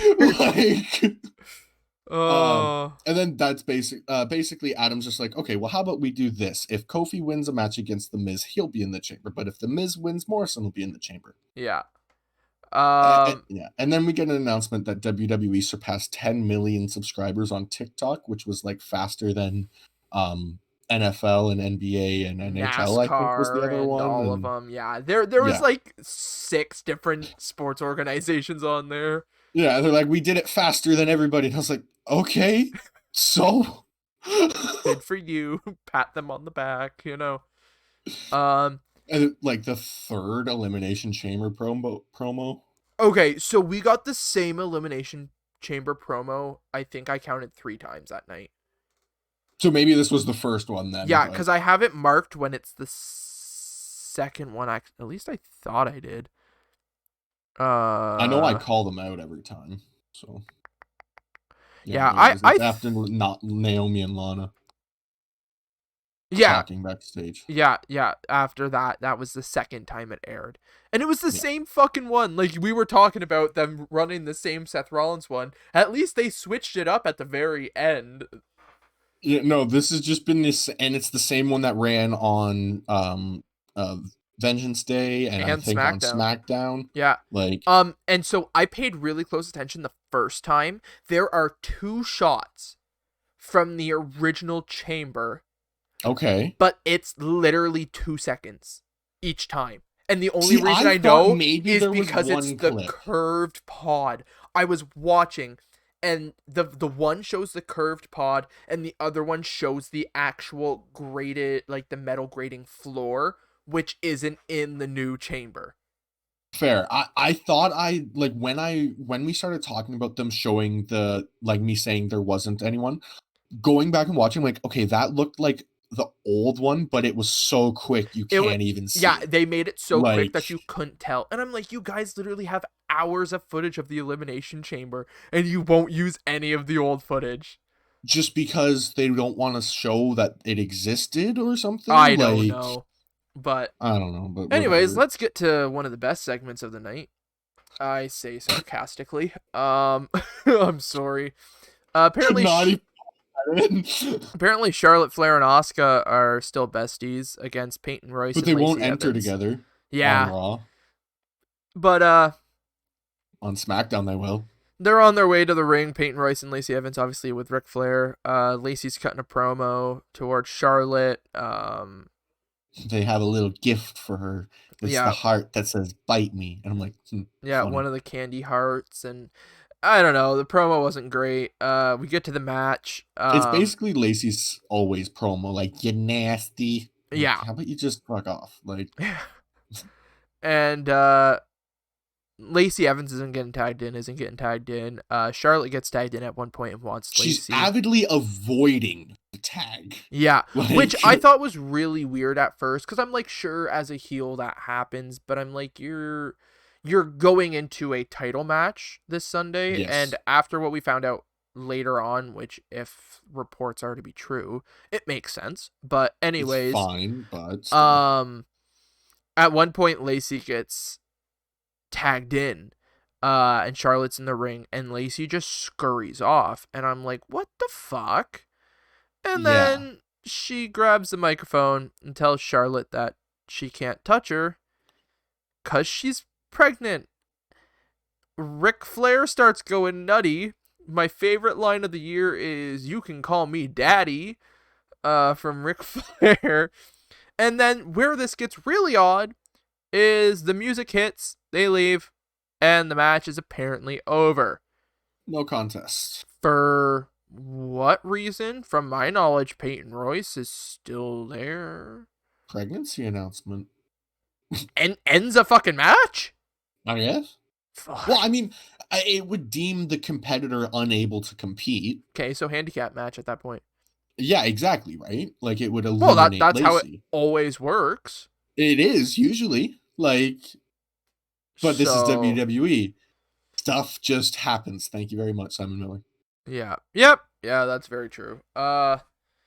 We get an interview with Sheamus, and it's literally the interview that you expect. I'm gonna win the WWE Championship. I'm going to win the gauntlet, and then he walks off, and it's like, cool, okay, fuck, cool, whatever. And I'm gonna come out nice and fresh in the chamber and win. Fuck. I I love the just, way he says it because I'm now getting what his gimmick is. It's Conor McGregor. He's doing a version of oh, Conor McGregor. son of a bitch. Like it is. When he started talking, I was like, "Oh, okay, that's it." And I hate it. It was the accent that really did it for me because, like, with the way he's talking, the accent, I'm like, "Oh, that's so the gimmick they're doing." Oh, jeez. And before we move on too far, I want to mention something. Okay. According, going back with the pregnancy Yes. bit here, I actually, on my phone here, I have a tweet from Lance Storm saved. And this will be the only way I am happy with how this segment goes. So, and I quote from Lance Storm, "I can't be the only one wanting the Flair Lacey wedding where Lacey reveals the baby is a Flair, but David Flair is the father. David gets payback for the David Stacy wedding pregnancy angle that WCW started to do. 21 years to finally bring the angle full circle." And people are actually in love with the idea in the comments section, which I think is just fucking hilarious. Because we know this is where it's going, and one person, I actually liked it on the Walking the Ropes account because I thought it was fantastic. It was like the baby's daddy's name is Flair, but it's David Flair, like the Shane McMahon buying WCW bit. Like the name on the contract is McMahon, but it's Yeah. Shane McMahon. Um, I read that literally like 5 minutes before we went live, and I was like, "That's fucking phenomenal." Yeah. Um I'm I quickly just pulled up Twitter for like 5 seconds, and Parker Bordeaux is posting very, very similar WWE promo pictures and videos. Oh, really? Like he's taken a photo shoot. Mike Lee was the photographer. Um, Interesting. so that is something that's catching my attention. It like there was a video package. I didn't hear the audio for it because I'm on here obviously, and there's the pictures, and I'm like, What? Didn't want to hear how we can make this whole Lacey Evans Ric Flair I was listening to storyline you, better? but that I was listening to you, but I was reading that and just like, oh my. But yeah, moving on here. I remembered that, and I was like, I need to mention that because it would be just hilarious for them to somehow pull that out. But Yeah. It would be, I mean, I'd love to hear that because Flair Rick would just be like, huh? what? The um best choice. It's Charlotte's. oh my god. Oh my god. But and once again, I guess we never mentioned apparently reports came out shortly after that Oh, apparently yeah. she is in fact legitimately pregnant, which I mean Which, cannot yeah. confirm, but Yeah, so as well, they haven't talked about the women's title match this Sunday at all. they mentioned it shortly after, I think when they came back from commercial, Did that they? Lacey is still slated to face, but obviously the match is now up in the air, which I think they did. I If they know they do a were talking about miscarriage it on angle, Twitter. Yeah, I'm not gonna be a fan of that one bit. But this is no, we're just I let's just move on. but we move on to Kofi Kingston against the Miz, Xavier Woods at ringside. Fucking good match. Like, holy Yeah, shit. it's exactly what two guys from 2008 era wrestling would In do. 2021, yeah. Yeah. Um, yeah, I didn't expect them to get as long as they did. They went like 20 minutes almost. Like, Yeah, it was fantastic. I sat it, there, and this is one of those matches. It sucks because we want to talk about it, but we just don't do it justice. Like, we'd have to literally say move for move to do the match justice. yeah, like there was so much storytelling in all of it. Like, it was just perfect. Yeah, Like, it worked really masterclass well. on display. Kofi picked up the win, pinning The Miz with a Trouble in Paradise. I love that he still does SOS too. Like, Yes. oh, there was a really cool one. Um, he hits the SOS, and I thought it was really ironic. Oh, he hits SOS and can't go for the pin, and I'm like, that's kind of ironic. Like, Oh, jeez. But yeah, like, fantastic match. And then we get an interview backstage with Lana and Naomi. I could have cared less. They made some whole puns related to Nia Jax last week. that was literally all it was. She's like, I won because I'm great. Whole. Yeah, that that's pretty accurate. Like, they literally just started throwing it in. Yeah, Like, with my whole heart, and I'm like, just fucking stop. yeah, Um, it's like you really just slid that in there, eh? WWE just right in there. Thought we wouldn't notice it. yeah, we get the second chamber video of the night, promo video. Um, and then we get a Randy Orton backstage promo. It's going the same route as kind of the Sheamus one was, like, uh, unfinished I'm gonna business win with the Drew gauntlet. McIntyre, gonna win the gauntlet, gonna win the title. And as he's doing his whole, I'm gonna hit like the three deadliest letters in pro wrestling, RK, and as he goes with that, the screen goes blurry and we see Bliss in the Firefly Funhouse. And it's running clips of the Fiend being burned. And her eyes when She she opens them. she has the contacts in.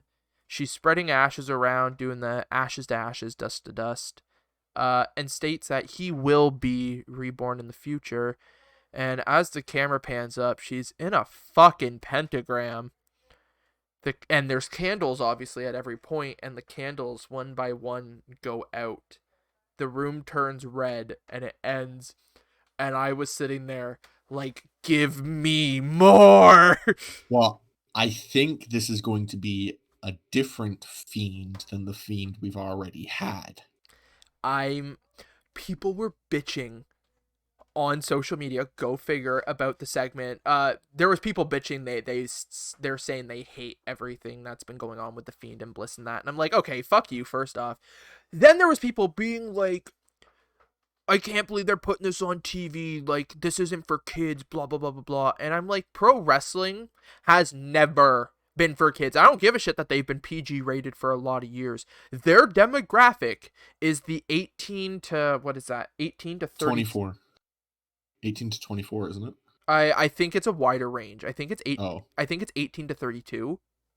maybe. Um I'm like, just because they're PG does not mean that their demographic is 8 to 14-year-olds.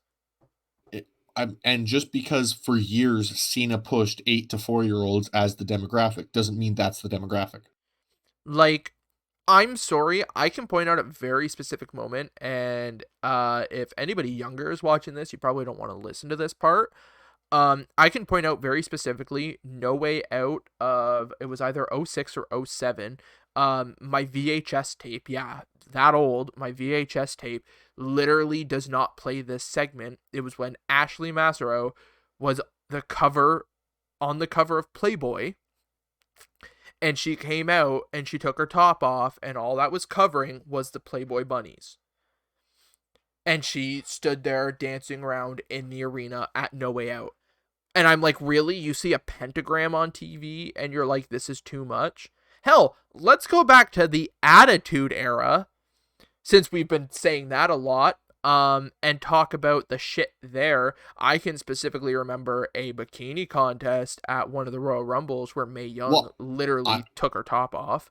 I was gonna say more along the lines of the pentagram. We literally had multiple crucifixions. Yeah, The Undertaker literally crucified people. Like multiple people. Like, so seriously, a pentagram is where we're drawing the line? As well. Not only did he crucify them, he crucified them with lightning. He doused people. I believe there was one crucifixion where I want to say it was Steve Austin was doused with blood when he was crucified. Yeah, like he is like to Um, say a pentagram. Like we're gonna. I've got something real quick that Okay, even tops all right. that. The Undertaker fucking hung the Big Boss Man in a Hell in a Oh Cell. yeah. Did we ever see Bossman after that? Did he actually like die? I don't know. I'm not 100%. No, I think we did because we got the Boss Man Big Show gimmick, and that was Definitely after. after. Because I think that was 1999. Yeah, And I that want to say sounds the about right. Taker Boss Man was like 97, 98. And as well, we literally 4 weeks ago had somebody on fire. Yeah, like even if we want to go recently, Orton literally. Let's keep kayfabe here for a minute. Orton fucking burned another man. I don't care if it's a supernatural entity like the Fiend. He burned another man alive. Yes. Legally speaking, he should be in jail.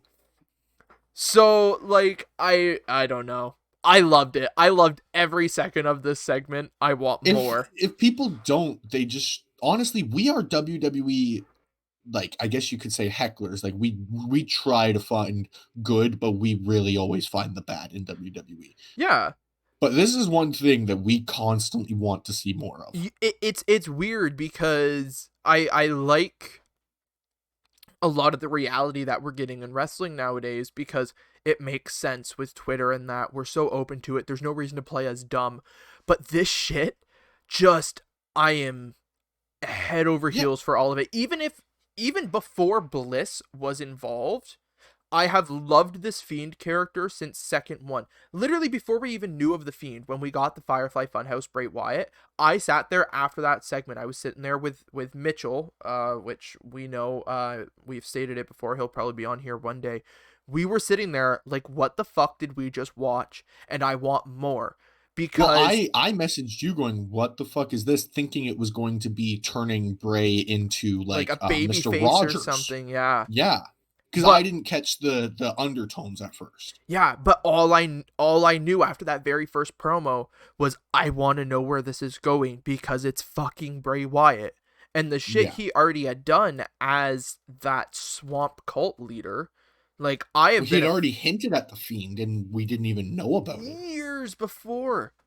And like I've been a fan of Bray Wyatt since he had debuted with the family, and so like anytime I see him I really enjoy it, but this Fiend stuff since Speaking segment of the number 1. family, speaking of the family, do you know which member was the first to debut with Bray? The first to debut? With Bray on NXT. Oh, on NXT. Fuck. I do. I've seen very little. It's Brody Lee. Was it Brody? It was Brody. Yeah. Or I mean, I guess at that point, It was Luke Luke Harper, but Harper. it's Brody Lee. So it makes But yeah, sense though. I loved it. Like when Brody had passed, I started to watch a bunch of stuff, and that was the one that I remembered watching. And when you had said the family, I was like, oh, I don't think I ever talked about this. Yeah. But I we've said it previously and I'll keep saying it. If we can take any positives out of this pandemic hitting pro wrestling, it's that we got this stuff, because once we come Yes. back from this and we have fans in that again, you stated it, we're probably going to still get this stuff kind of backstage, Yeah, for sure. but we've gotten this stuff now, and I think we can really propel this Fiend character to be, honestly, I would have no issue with it being the next Undertaker level character. Yep. because it works that well in my opinion. Obviously everybody's opinions are different, but I am head over heels for this Fiend stuff. It's Oh, yeah, I have been for a very long time. I really hated what they did to the Fiend when he first kind of came out, and I'm glad that this resurrection that we're kind of, well, I guess it's not going to be a resurrection. What is it? This summoning is yeah, going to be a rebirth yeah, of the Fiend character, probably to be what Rollins destroyed. yeah. So, Rollins and Goldberg. Um, well, Rollins really is the one that put the first nail in the coffin. yeah. Oh, that's very true. And I mean, I even stating how much I'm enjoying the Fiend and that, like, I had a love-hate relationship when they were using the red lights because Yes. it worked. It's just But in it didn't certain work in the cell. aspect, the Cell and Saudi, because they were fighting Yes. out like in the crowd and there was no fucking light. Yeah, it was bad. Like the thing is, if they were to light it similar to how they used to do for like Sin Cara, Yeah, where it's like that, like, light orange almost. yeah, still do it with like the red, but Yeah, actually put tinge it some red. more legitimate light in. But Hint it with some white light instead of just solid red light. yeah, but like I didn't even hate that stuff because for that character, it it it worked. It's weird that our video game school made us learn about light stuff like that so we can just remember things like that to just hint at, oh yeah, just toss some white lights in and it makes it a lot better. So some warm lighting around like 7200K or some shit like that. I Right? don't know. Like, we're just like, it's things like that that we didn't intend to pick up on in school, but now it's like, look, if you just change a couple things, it's a It lot better. works. Like, Slap some flex tape on it and we'll be fine. oh Um my god, my boss hates when I say that. it's one of my favorite things. And so we've been advertised at this point on Raw for about 2 commercial breaks that Lana against Shayna Baszler is up next. Um Yes. like we've been advertised this for about 15 minutes that it's up next. Yeah, it was right after the Kofi match. We were like, up next is, and And then we then got their interview. we got the interview, we got a commercial, we got another thing, another commercial. Like I'm like sitting here like, okay, what the fuck does up next mean? Like on the Yeah. next Raw? Well, it's like news, right? First this, but next. Fuck. But so we finally get the match. I it really annoys me because I hate what they're doing with Shayna Baszler.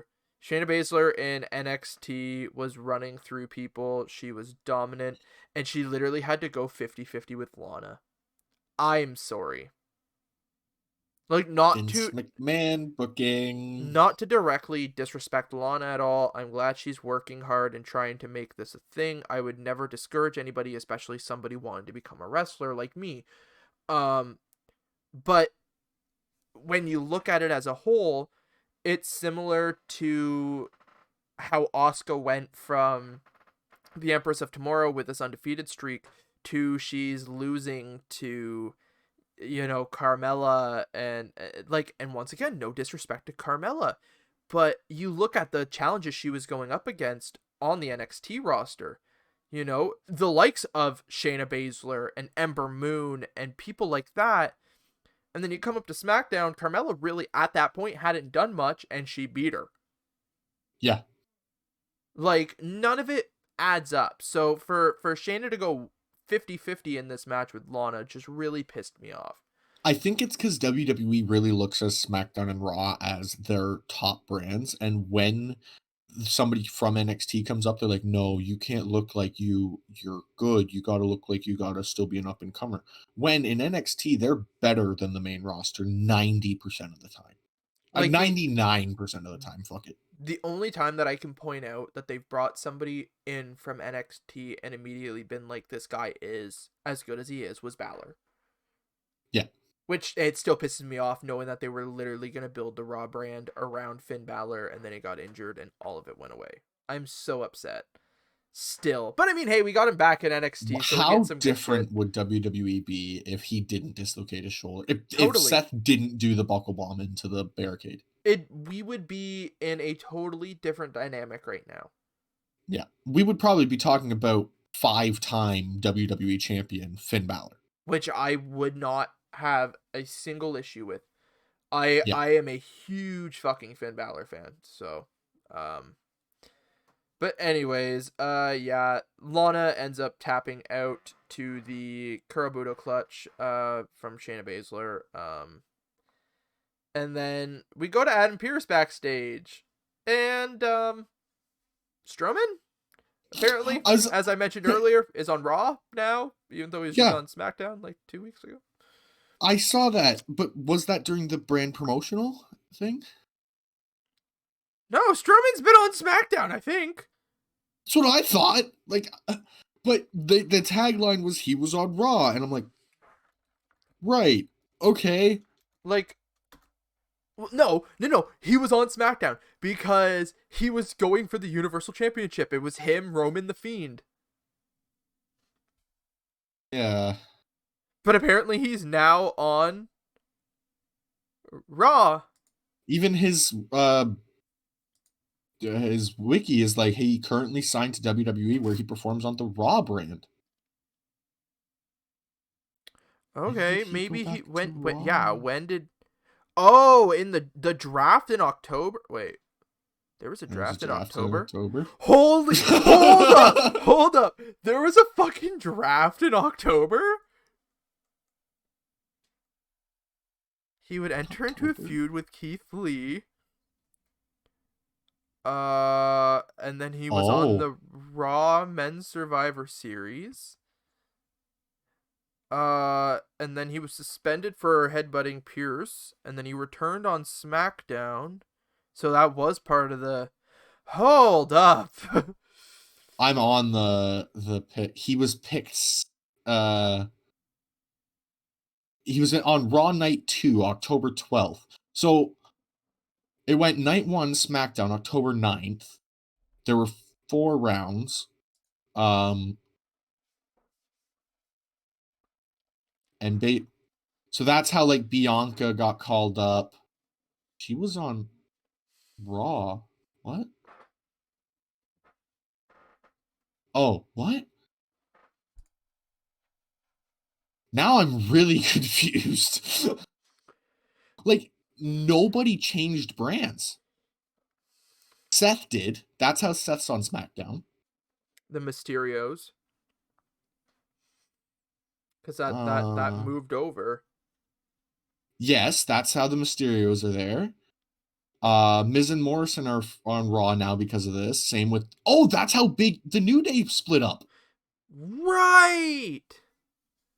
Oh, shit. Okay. And how Heavy Machinery split up. Okay.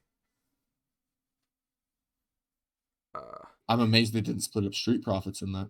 Here's an interesting thing for you, because I was on Braun Strowman's Wikipedia to figure it out, and they had a link to Bray Wyatt, obviously. Obviously the Wikipedia doesn't mean anything, but the Firefly Funhouse and Fiend, you know how on Wikipedia they normally put like year to present if it's still going? It's 2019 to 2020, for the Fiend and Firefly Funhouse. They don't have it set to present. like I said, obviously Wikipedia is not canon, it's just people contributing to it, but it's just an interesting little note. Something I found really interesting. Remember that Bubba Tunde guy? He goes by Daba Kato now. Daba Kato, yeah. He was drafted to Raw. Huh, was he? Cool. Yeah. Cool. Yeah, he's doing great. On Raw. I have not seen him. Yeah, neither have I. What are you talking about? The next match? No, you didn't. Yeah, okay. He was on Raw Underground. Remember that? Remember Raw Underground? Yeah. That was before he actually signed to Raw Underground. Or Raw. Yeah, but it was, like, that was before. Raw Underground. Don't you remember Raw Underground? Yeah. Raw Underground. I'm going to keep saying it until everybody remembers how great Raw Underground was. Speaking of, Adam Pearce in this one literally buries the Universal Championship. Yeah, I couldn't believe it. He like, so Braun's like, why am I not in the chamber? I should be in the chamber. And Pierce is like, well, you haven't technically won a WWE championship. And Braun's like, well, I've won the Universal Championship. And he went, well, that's not the WWE Championship. And I went, ha! I was right. They are not on the same level. The WWE Championship is a classified higher. The comment was not the WWE Championship. It was former world champions. Braun Strowman is a former world champion. Yeah. But for whatever reason, now it's WWE champions. The thing is, though, is that was like when I believe it was Matt Hardy, when Matt and Jeff came back, they were both classified as former world champions. The only world title Matt ever won in WWE was the ECW championship. So has Braun Strowman never been a world champion then? Well, it is the Universal Championship not a world title then? And in that case, Edge can't challenge for it at Mania. Exactly. But that also means the NXT Championship's not a world championship. Because it doesn't have the word world in it. Well, technically right now, the WWE Championship wouldn't qualify as that either, because it's the WWE Championship now. It's not the World Championship anymore. Right, if we want to go by technicalities here. What's the first W in WWE? WWE NXT, WWE Universal. Fight me. Fine. I guess if you want to do that, but they don't call it the WWE Universal Championship. They call it the Universal Championship. But it is the WWE Universal Championship. But have you ever heard Michael Cole say, the WWE Universal Championship? Yes, many times. I haven't. Literally on the Rumble. Oh, okay. I don't hear him then. I'm not saying you're wrong. I'm just like, I don't remember hearing it. In that case, the United States Championship, the Intercontinental Championship, hell, the tag team titles, they're all world championships. Right? But how do they classify it? What is the classification? Well, apparently, according to Adam Pearce, it's nothing. It's fucking nothing. Right. It's whatever WWE says it is, because the NWA Championship is sometimes classified as a world title, but sometimes it's not. And a bunch of Flair's titles aren't recognized because he'd actually be at like 22 or 27 or something like that. But we don't talk about that. Yeah. I don't know. I think it's complete bullshit. A world title is a world title. If we're gonna pull this route, you have to specify they are former WWE champions, which they hadn't.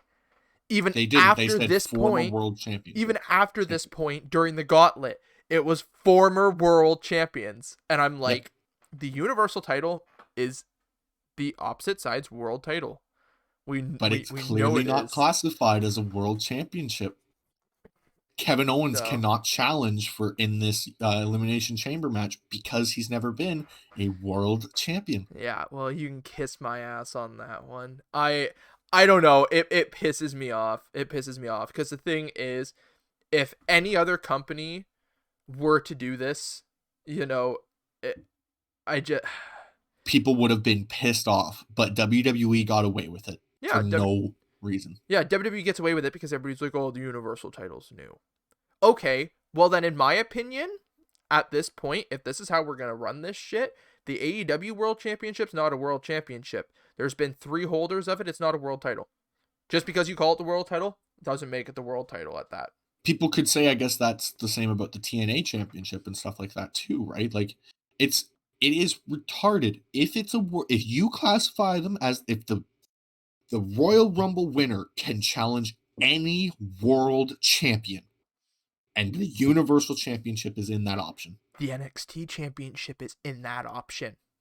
Yes. Well, I was specifying but yes, exactly. But the thing is, it is. Yeah, I understand where you're going for it, but let's even pull this back. When The Undertaker won the Royal Rumble, he had the opportunity to challenge Bobby Lashley, the ECW champion. Yep. the ECW world, or the ECW heavyweight champion of the world, as Miz did clarify. That is how it is Yeah. classified. So I don't know. Uh, When that happened, I sat there for a second and I'm like, but Braun literally just. it was WWE both burying and not burying the Universal Championship. That was exactly what they just did. They both went, no, the Universal Championship is a world title, but just not for you. Yeah, yeah. Just because you want it, it's not like. That's exactly how, like, is Braun Strowman the greatest Royal Rumble champion? Like, is that a world title? Well, probably because Saudi's paying them how many millions of dollars. Of course, I it's a can't world wait. champion. I can't wait for when they eventually do that again and Braun comes out with it and everybody's like, oh yeah, Oh it was yeah. green. Well, he won't have the trophy if we remember how that ended. He literally couldn't pick it up. So, but anyways, moving on here. Actually, not to move on quite yet. From the sounds of it and from reports I've been reading after this segment, because of the way Braun was talking, the sounds of it is we're getting Braun Strowman against Shane McMahon at WrestleMania.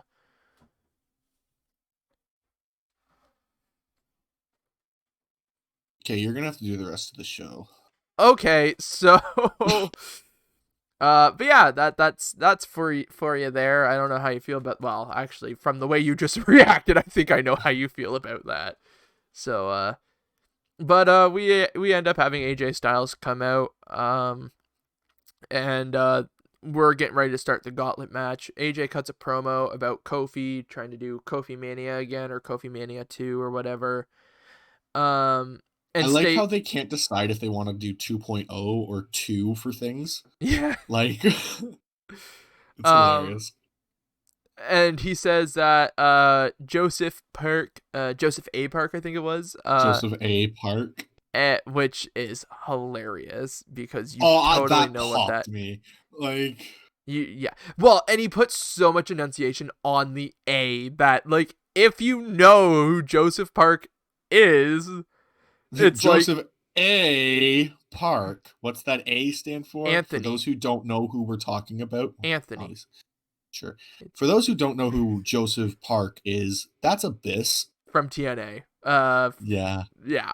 Like a lot of years of TNA. I can't even be like from like 2000. No, like from No, fucking from TNA start to like whenever Decay originally broke up.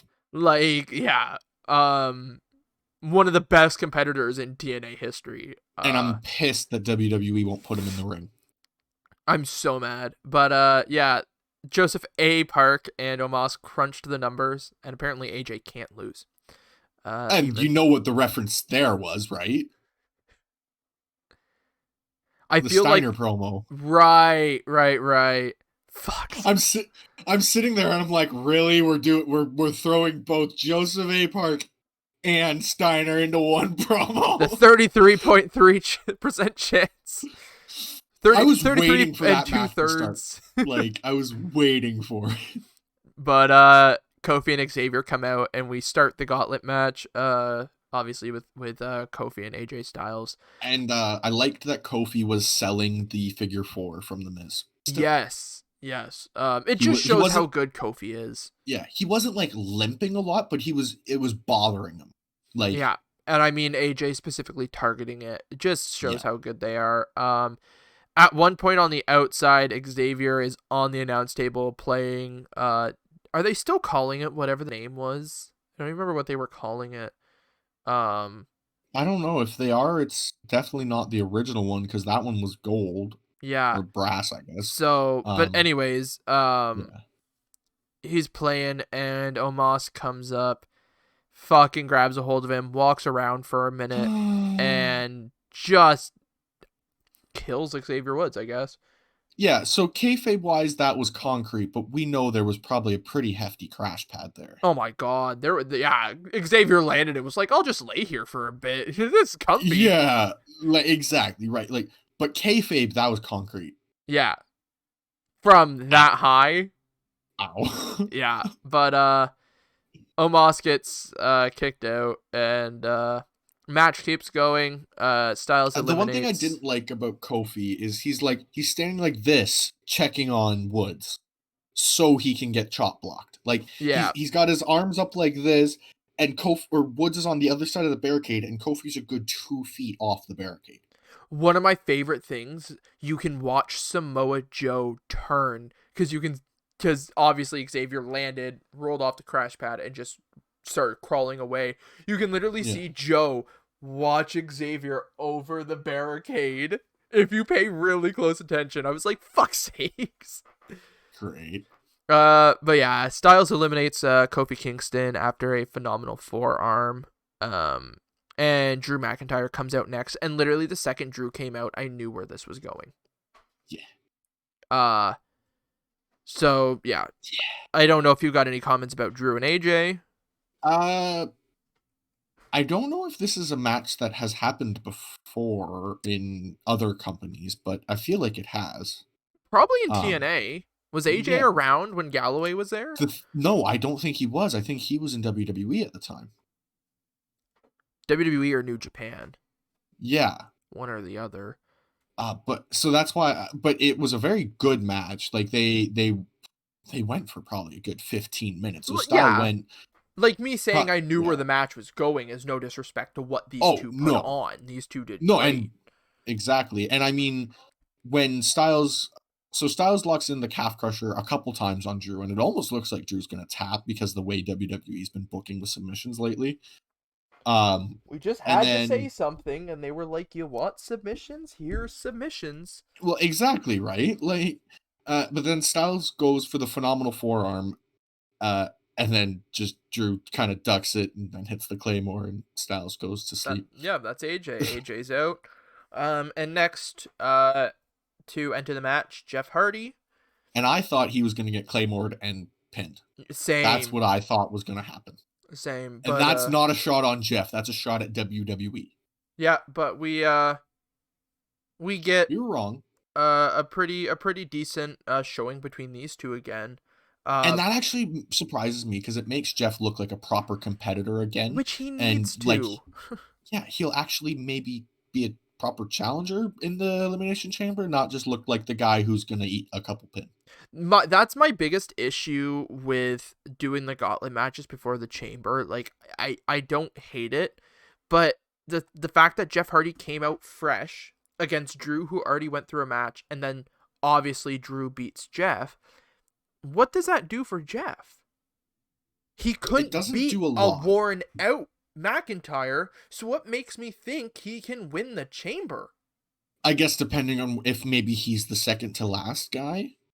I guess it Maybe. just that's one of those things that really bugs me because I mean, Yeah. obviously there's no really other way to book it to make anybody look strong unless just after every new guy comes out they take the last guy out.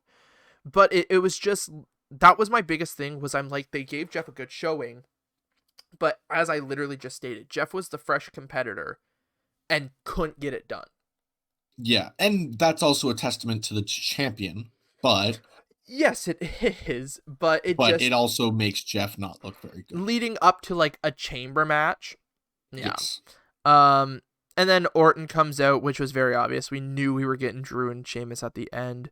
Oh yeah, I knew exactly as soon as Orton's music hit. Well, actually, even I as soon as typed out Drew pins Jeff after a Claymore, and then I literally hit enter and started typing "Here comes Orton" before the music even hit. yes, but even before that, like so my match at the top, I have it organized by who was coming in at what time. And when I put Drew McIntyre's name in the right order, I was like, okay, it's gonna go Jeff, Randy, Sheamus. Yeah, because it only made sense. Yeah. As soon as Drew came out, I was like, okay, this is where we're going. Like, and Yeah. I was exactly right. And I was like, okay, cool. Like, So, but Orton comes out. They go at it a little bit, and Orton's on the outside, and the Trons, like the Thunderdome and all that, start to go nutty, and we just get a Thunderdome filled with Alexa Bliss, uh, laughing, making sure my echo didn't go off, because that's always a yeah, blast. And I'm sorry, a room full of pictures of Alexa Bliss looks pretty good. Yeah, that's on the other side of Blake's camera. He cleans it up for the podcast. Yeah, I just take down so like the gaps where like you see Dean Ambrose and AJ, there's normally just like Alexa everywhere. It's whatever. But that gives us a really It's bad okay. picture. It's okay. But yeah, Bliss just fills the Thunderdome with her maniacal laugh. And Orton gets counted out, which obviously the second it started happening, I went, okay, Orton gets counted out. And he looked mad, but then just eats a claymore and just Yeah, it lays there. goes to run in the ring, and Drew's like, no, claymore to the face. Stay. And then Sheamus is out next. He attacks Drew from behind, and this is what gets me. Okay, he attacks him, and the ref is acting like the match isn't started yet, like I telling know. Sheamus he needs to get off of him. I'm like, dude, it's a gauntlet match. That's not Match is how this going. kind of match goes. If Sheamus comes in from behind and were to bro kick him in the back of the head and pin him, you count the pin. The match is already Yeah. started. The match started with AJ versus Kingston. The bell finally rings when that final guy gets eliminated. Like, that is how a Kingston and gauntlet Styles don't have match. to be involved. Yeah, that's how a gauntlet match works. Now, if you want to ask Impact how a gauntlet match works, they have other ideas. But But the thing is it still works. the guys coming out, they didn't wait for the other two to be in a neutral position because Exactly. it's a gauntlet match. The match starts at the Yeah, first bell and it continues from there. exactly. But Um, yeah, that kind of bothered me. The ref was just like, "No, you got to stay there." And then he's like, "Drew, are you ready?" And Drew's just probably yelling. I'm like, "What the fuck are you doing?" yeah, get your shit together. Like, Weren't you and it's one of trained to be those a refs referee? where it's one of the refs where I'm like, I've seen you before, but you never ref these matches. Yeah. Like, and I feel like that was kind of evident. And no offense, because they need to get new refs. It can't always be Mike Chioda and Brian Hebner. I get that, but it helps if you train them properly. Yeah. Yeah. Yeah, I agree.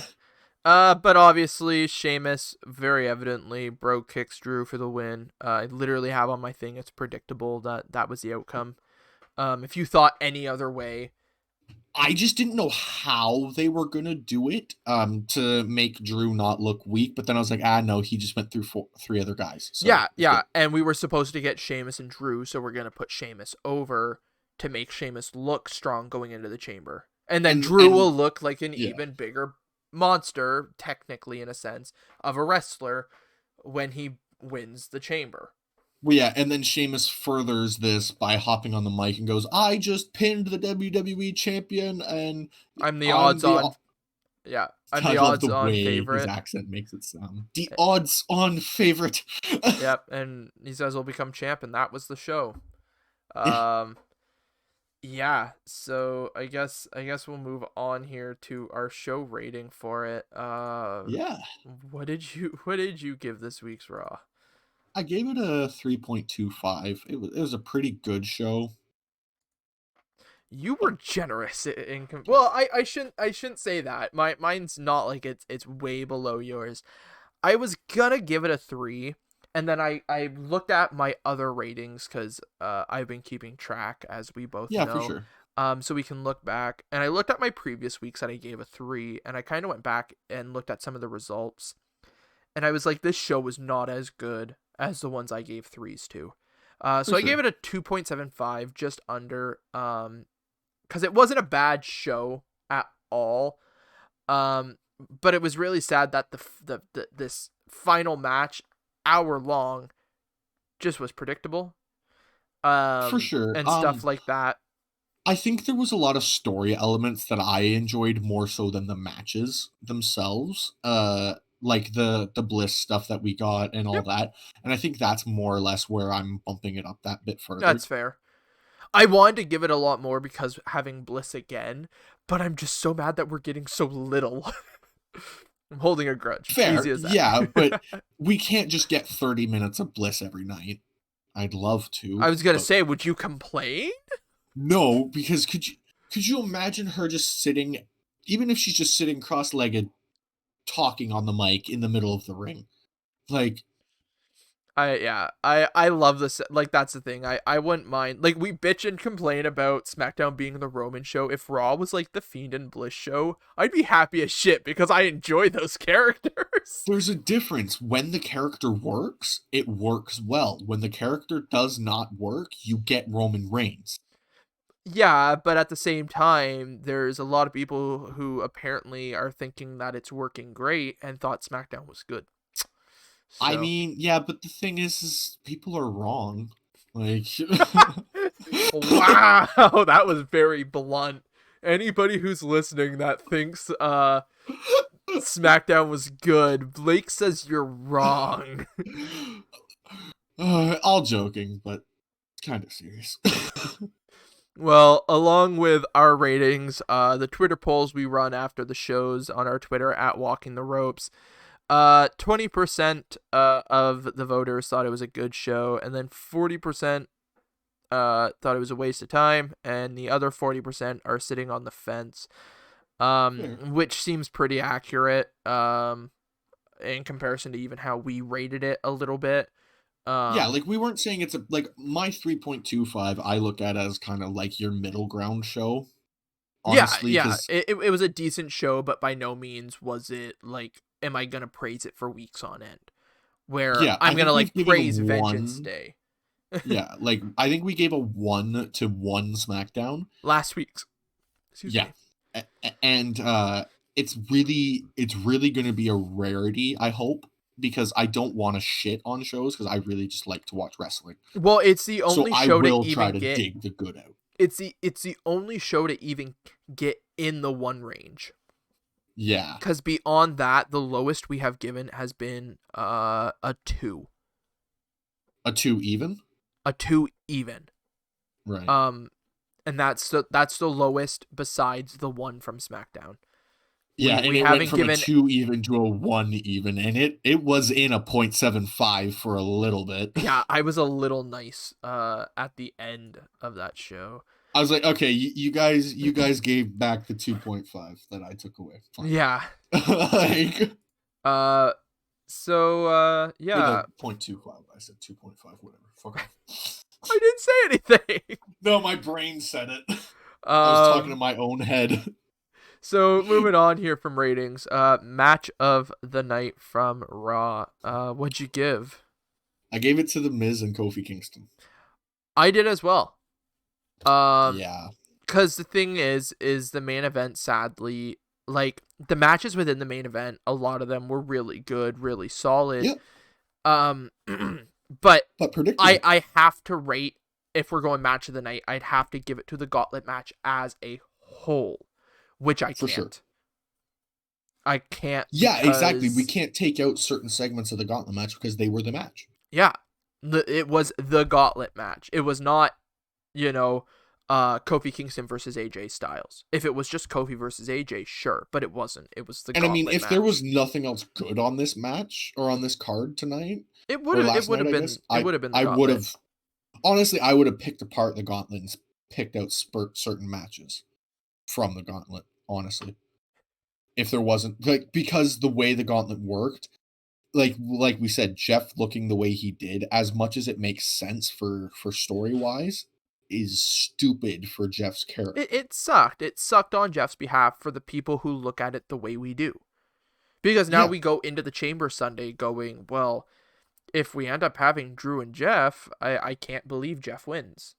No, Unless and Drew is like near bloodied death. and like limb almost falling off, Yeah. and like it's just as much as I love Jeff, the WWE doesn't seem to love Jeff. Which I don't understand why. He's given his life to them, He's literally jumped off of scaffolding because it was going to go away forever. Yep. Leave it to Jeff Hardy. Leave it to Like, Jeff Hardy. for those who don't know, I'm just going to quickly say what that was. When he jumped off of the Raw scaffolding on Raw, 08. 6, 08? Okay. Right at the tail end of 07, beginning of 08. When they switched to the HD sets we have now. Yeah. Jeff was up on top of the scaffolding and he's going for the swanton on Randy and he jumps and hits it. He only did that because the set was changing next week. they were told that the sets were changing. He's like, well, I've always wanted to do a spot on the scaffold, and can I do that tonight? And they said, yeah. January 14th, 2008. Yeah. Like, the guy was he literally just looked at it and said, I've always wanted to do that. Can I? Can I? Like, next week is the debut of the HD set, so can I? Can I? Can I? Like, it's just probably like a little kid kept bugging Vince the whole week. Like, can I? Can I? Can I? Like, well, I don't know, but yeah. Ow, I just need my fucking desk. Nice one. At least it's wood, not glass. Yeah, that's fair. I can attest to the glass side of things. I'd be scared to me. Oh my god. I am. Segment of the night. So honestly, I gave it to Bad Bunny winning the 24/7 championship because it's exactly what a guest like him should be doing, and if WWE is gonna keep doing this, I'm fine with it. I'll let you have it. I'll let you have it there. Yes. I'm literally just doing it because it is what WWE should have been doing with Bad him. Bunny. Yep. I can agree with that. I obviously gave it to the Alexa Bliss stuff. I wanted to, but I also knew you would as well. So. I was so happy because I'm getting tired of having something and then not having something, and then I'm just like, I want it. 3 hours of just the Fiend and Bliss. I'm okay with it. It seems like this is going to be built all the way up until a Mania match between Fiend and Orton, which I'm fine with. I really want a match between Orton and Bliss. Yes. Like, we can't not. There's been too much going on with them. We can't not have some kind of altercation between the two of them. Exactly, beyond the RKO that was given a few weeks back. I need more. Bliss needs to get one over on Orton now. Like, she needs to hit Twisted Bliss or something on him. Honestly, I have a feeling we're gonna get those two in the ring, and Orton's. I wouldn't be surprised if Orton's going for the punt on Bliss, and that's when the Fiend is like, no. Or what you're about to say, I was gonna say, like, so he's about to go for the punch. She's in the stance, the forearms, up on. Cameras black out everything, and then it's the Fiend. It changes to the Fiend and the Crab. Oh. Hey Vince, we know you listen because of the submission finishes. Or at least whoever the head writer is. Somebody clearly heard, or there's just some way they were like, nah, we need to do more submission finishes. Nah, it was us. It had to be us. But yeah, I would love that. Moving on here. Performer of the night. So I gave it to Drew because he just absolutely demolished everybody that he needed to, and he looked really strong. And as much as Kofi and Miz had a great match, they didn't exactly, like, longevity wise have something crazy where I could pick them as the wrestler of the night. But Drew ran the gauntlet. He really did. I gave it to Kofi. Because Fair. I don't know why, because I mean, it happened for so many years, and it's happening again. For some reason, Kofi always starts to become an afterthought, and then he's put into this picture, and I'm like, right, fucking Kofi Kingston is this good. Well, I can remember a few chambers ago, Edge loses the world title in the first one and replaces Kingston as, well, I say replaces, takes out Kingston as the last competitor. Or maybe it was Flip. Was it WWE and he won the world title? I don't remember the exact turn there, but 10 years ago, if I'm not mistaken. Yeah, 11 years ago. He literally went from being one world champion to the other world champion. I want to say it was 10 years ago. Yeah, that sounds about right. Elimination Chamber, that would be 11? I want to about there, around that point. Which I think from looking at it would be correct. Edge. Oh. Nope. Nope, that is not correct. Okay. And then So 2010. no, Was because it? that's Sean. Well, shit. What was it then? 20. 09? I don't think it was that long ago. 2012? Was Yeah, it it is. Yeah, it 2012? is. Because Edge was the WWE champion going in, and he won the world title going out. Holy shit, it was that long ago? And you want to know who was in his? So this was at No Way Out before Elimination Chamber became a pay-per-view. Oh, this was It at the was No Way Out one. Yeah. This is Edge, Triple H, The Undertaker, Big Show, Jeff Hardy, and Vladimir Vladimir Kozlov. Kozlov. Yep. Hey, the world title has fucking Mike Knox. It does. Mike Knox, Kofi Kingston, John Cena, Chris Jericho, Rey Mysterio, and Kane. Yeah. And then Kofi had gotten taken out It's by interesting. Edge just before. The picture I'm looking at has everybody with a real picture except for Edge and Taker, or Cena and Taker. They're their video game characters. Wait, what? Yeah, Send it to me after the podcast. That's why I'm saving it. Yeah. Okay. But yeah, like I said, I gave that performer of the night to Kofi. I always seem to think of him as an afterthought for some ungodly reason, and then he comes out, gives a good performance, and I'm like, all right, fucking Kofi Kingston, forgot about him. Kofi Mania. And then on to one of my favorite segments of the night, worst of the night. Do I even need to say it? Sure. Lacey announces she's pregnant because we were told we weren't going to be doing this, and it's exactly what we're doing. So I gave it to both of the women's segments because I Fair.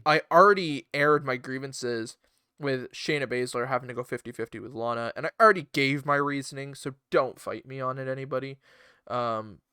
But yeah, also that, and I mean, the thing is, once again, if she is legitimately pregnant, fine, but we really don't have to play it out this way. No, we were literally told this is a strictly business move. They are not getting involved with each other. And now she's pregnant. Yep. So, yeah, I don't know if we have to say much more on that.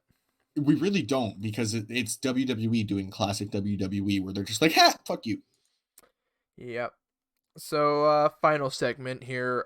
Predictions, obviously, predictions going forward for our next show is Thursday to cover Impact, Dynamite, and NXT. We got some big stuff, obviously, on NXT this week to recap from Vengeance Day. Impact, I want to say, but the thing is the Impact right after Hard to Kill didn't feel like a big after pay-per-view show, so I can't say this Impact will. I know we have TJP against Josh Alexander, which has just kind of been thrown in. And beyond that, I don't really know. I would assume we get the next AEW crossover tonight. Who do you think it is? Oh, jeez. Do you think they might finally put Guevara out, or no? I do. After reading that, I have a strange feeling, especially with how fresh the relationship is and how I don't want to say it in a bad way, but the thing is once again, cross promotional and stuff like that can be very fragile. Right. I would assume they're probably like, let's not run a risk. Exactly. Maybe somebody like Darby, one of the champions. This close to Revolution and what they're building up, I don't think so. Yeah, I was just meaning like one of the like Darby is obviously like just the first name that came to my mind. It could be the Young Bucks. I'd like to finally see the Young Bucks. I'd like them to come out as Gen Me though, as just a joke. Oh yeah, I agree. Oh yeah, we get Juice Robinson and David Finlay tonight. Oh yeah, that debuting. Really we also have that's announced Willie Mack, Daivari, Trey Miguel, and Suicide fighting, the four-way fatal four-way. I don't know what they call it there. So, um, we also Wow. have Before the Impact debuting tonight, which I Which is like probably, an hour before pre-show type thing. yeah, not sure I'll really watch Do we it. need a pre-show for weekly TV? No, I don't think we do. But Even and you know WWE the doesn't worst do that. part, Actually, hang on, they do WWE Experience. you know the worst part with them doing this, WWE will start doing something just like it. But Like they already do. exactly. Well, I mean, I guess depending on what this will be, but WWE has pre-shows. Like, they Experience is one of them. It goes before Raw.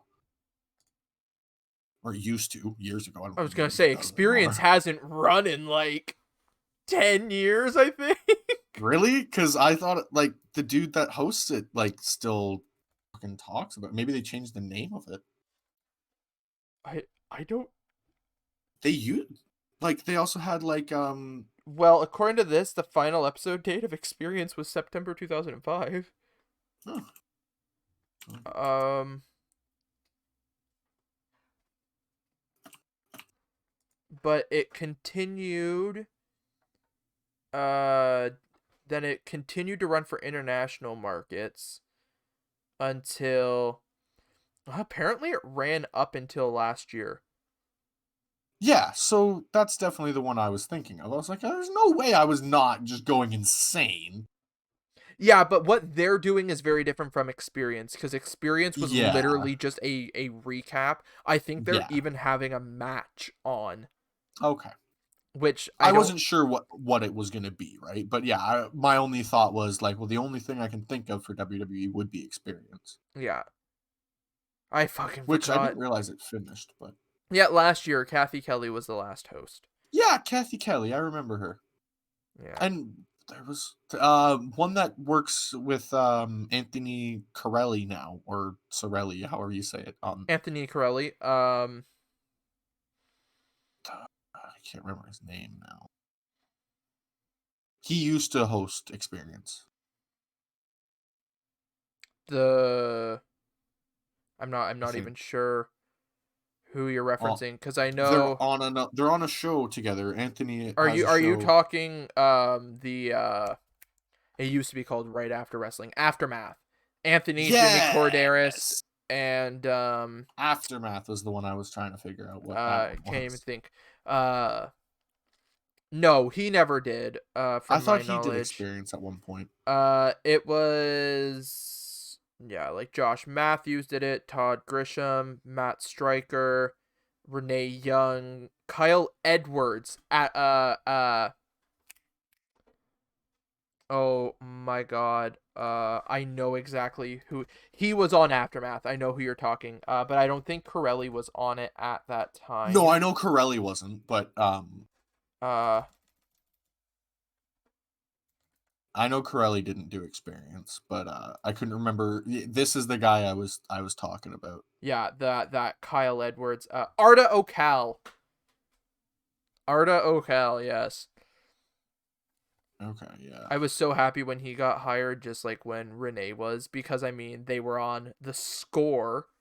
That was the Canadian station that ran it. Now Sportsnet. Yeah. But yeah. So, but yeah. Any other overall predictions over the next few nights? I don't think there's a whole lot announced for Dynamite. I think we finally see Sting get a little more physical. I guess Darby's still being dragged around by an SUV. Still, they're gonna pull up to the arena like, "Hey, we've just been driving for a fucking week." Yeah. Why do I feel like when Darby got put in that body bag, as soon as he wasn't on camera anymore, he was just grinning ear to ear about what he was doing? Oh, Like, more than likely, that crazy bastard. but as far as predictions go, yeah, probably just more build up for AEW in Impact and stuff.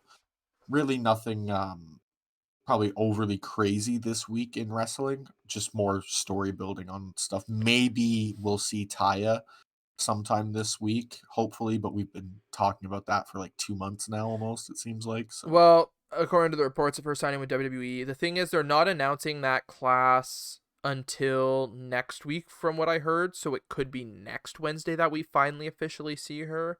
Right. But it's hard to say. Um, I'm literally scrolling through the AEW roster trying to figure out who could potentially be the next crossover to Right. Impact, and I honestly don't know from scrolling through, because the people that would make sense are already involved in stories. Do we finally get a woman crossover? Maybe. We know it won't be Sheeta. Sheeta's over in Japan, Excuse me. but Yeah, maybe I'm really not sure. maybe Dark Order pops over for some reason. That'd be kind of cool. But anyways, Parker, I don't know if he's had this nickname all the whole time, but I just noticed it. Parker Bourgeois has a new nickname that I've noticed is the Destroyer of Gods. well, okay then. Somebody thinks highly of themselves. Yeah, that's in this video package that I had referenced earlier. Somebody thinks highly of themselves, coming from the guy Yeah. whose video border says the wrestling intellectual. Yeah. Um, And then he tweets saying, "I've played my last snap, on to bigger things. You can connect the dots." okay, well, I mean, it's basically been confirmed by Triple H that he signed. Like, It's pretty without much Triple H confirmed. saying yes, Triple H said yes. Yeah, exactly. Like, and I know we've talked a lot about this guy, but he is probably going to be WWE's big thing for a long time Oh, if he for actually sure. works out well. And it's kind of cool that we've been able to document from start to whatever the finish of this is going to be. Yeah, exactly.